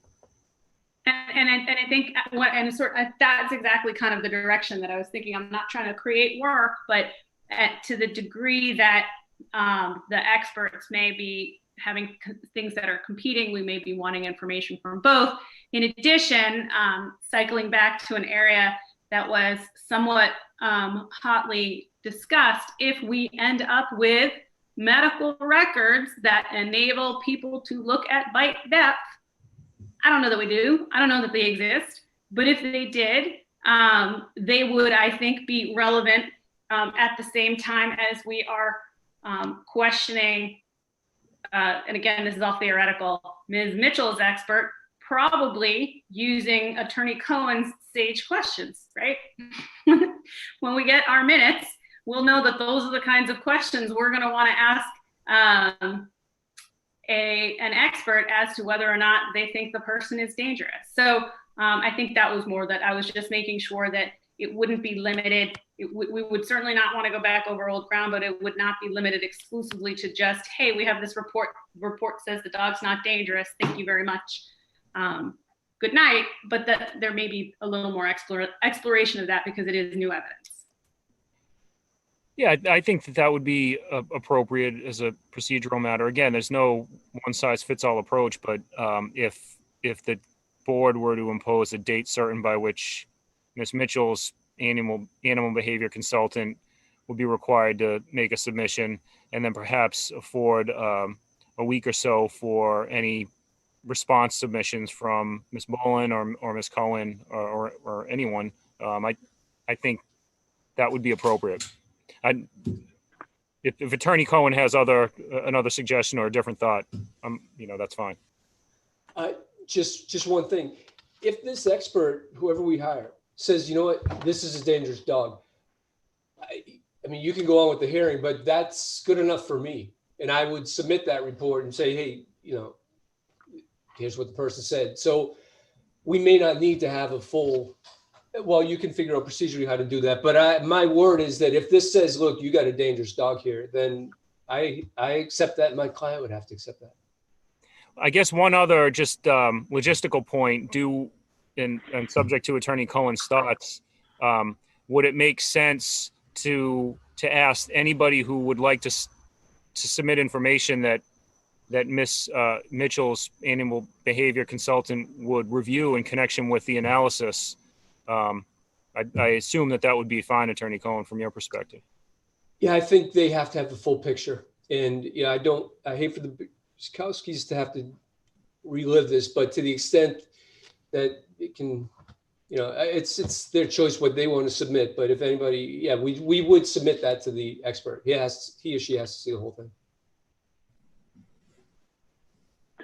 Blythe, I see you have your hand up. Did you have something to contribute?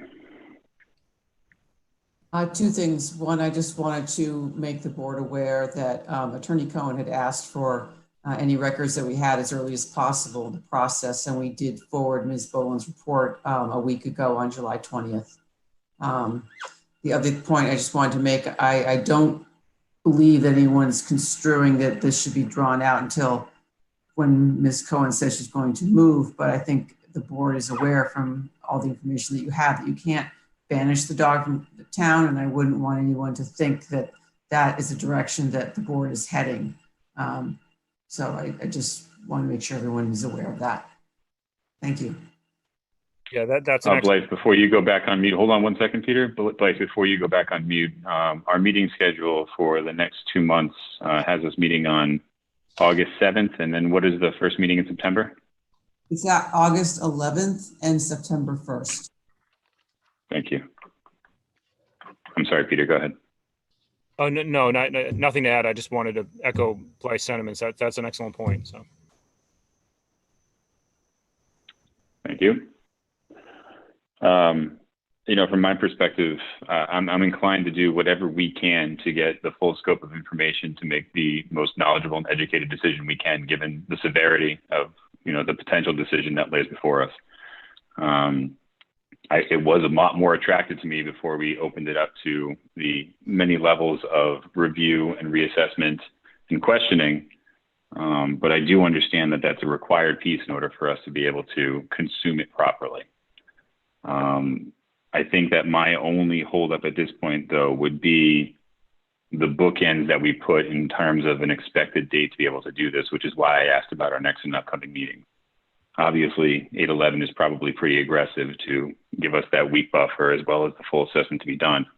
But I would probably, from my perspective, want to see if 9/1 is an appropriate target to be able to resume this hearing with the week of consuming the report ahead of that meeting built in. I'll open it up to the board to see if that fits in with their expectations or if they had a different idea. That sounds fine with me. Sounds fine with me too. Does it work for Attorney Cohen, the first, not saying the amount of time so much as the date? The date works, but my concern is the amount of time, because it's August, although I work in August. So so really it's not September 1st that this report has to be in, it's August, it's August 24th. I can't commit that they can have that, the evaluation, read through everything and write a report by then. I mean, my hope is, because we want to get this over. When's your next meeting after 9/1, your next scheduled hearing? I do believe it's the 15th of September. Blythe can confirm. Oh. I see no reason we couldn't hit that. Mr. Chair, it also occurs to me and that in as much as the first is the primary, not that that's going to be hugely exciting for some of us, it may make sense to, we still have our meeting on the first, but maybe, it's a shorter meeting if we don't have this additional issue as well on the first. Good point. Which I completely forgot until I looked at my little calendar.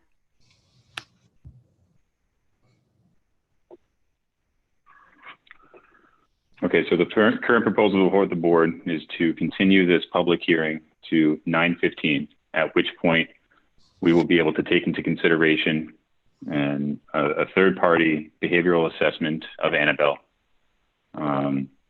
which we would have in our hands before the 8th of September, giving us appropriate time to be able to review, and at which time we will open up the public hearing once again to review that and any other new information related to this issue. Does that make sense to all parties involved? I see Blythe doing the hand wave. Go right ahead. I just want to make sure everyone's clear on the dates. I agree with you that our office receiving it so that we can properly post the meeting for the 15th is fine, but we probably need to back up a week from that if anyone else, such as Ms. Boland, needs to review it as well. So we can get she or anyone else has a chance to review it and provide their comments to the board also in time to package this up, because we would be posting it by 6 o'clock on the 10th. So I think we need to just everyone realize that there's a backup week from there.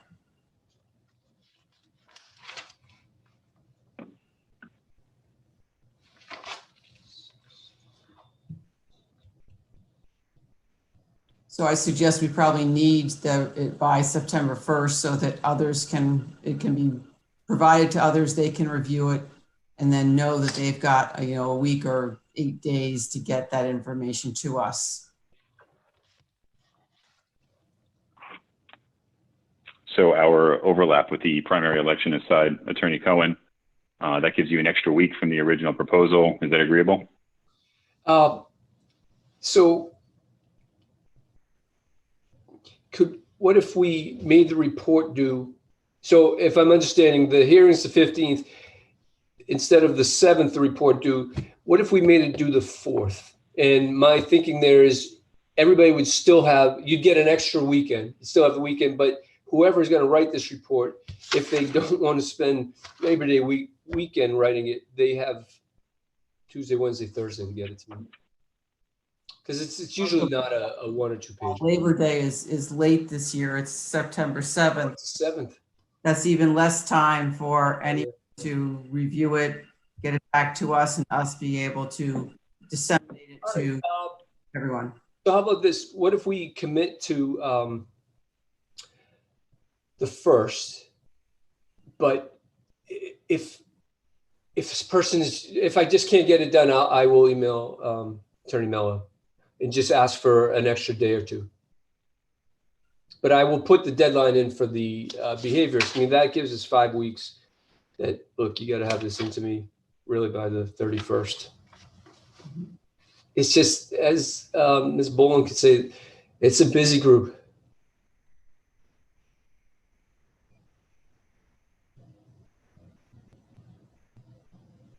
Mr. Wiechowski, go ahead. Thank you. Sorry, at some point my internet, my computer died, so I'm on my phone for a second. Couple of questions. One is, I totally appreciate the scheduled conversation going on now. I just look back at my own calendar, and it looks like the time we're now saying to get a secondary one, animal behavior specialist put in place, is potentially longer than we have from the original request for a dangerous dog hearing. And I don't quite follow why it's harder now for an attorney who specializes in this, who probably has someone ready to go to. Just a thing that doesn't make sense to me. And the other that I was hearing was that we would need to resubmit things, and I would have assumed that everything already made available would be presented automatically to the animal behavioral specialist, and we wouldn't then get separate submissions. No, the only thing that we had, do I have it wrong? I just don't want to miss it. Yeah, so the only thing that we were talking about submitting as new would be new information. So if there was anything that was relative to the hearing that we haven't seen up until this point, we wanted to make sure we weren't going to close that door for anything that could be taken under consideration if we were to continue the hearing. There was nothing as far as a requirement of submitting anything that's already been submitted to any of the people involved in the next steps. As it relates to the timeline, I'll let Attorney Cohen speak to that, as I have absolutely zero knowledge as to how far out animal behaviorists are being scheduled right now. So Attorney Cohen, is there anything that you'd like to contribute there? Sure. So Stephanie Bornswell at Tufts, she's booking in November. Nick Dodman, he'd book now, but he'd also charge $1,000 an hour. So I want to find some, they're busy folks. In fact, if Ms. Boland has a suggestion, we'd take that too. I don't ever have anybody just lined up, but I know in trying to schedule these things, they're months and months out. So to Mr. Bichkowski's point, I will call in a favor and try to get this done, but sometimes they just don't have the spot to do it now. I think this timeline is kind of tight, but because part of this is I want the person to be able to evaluate the dog, to see the dog.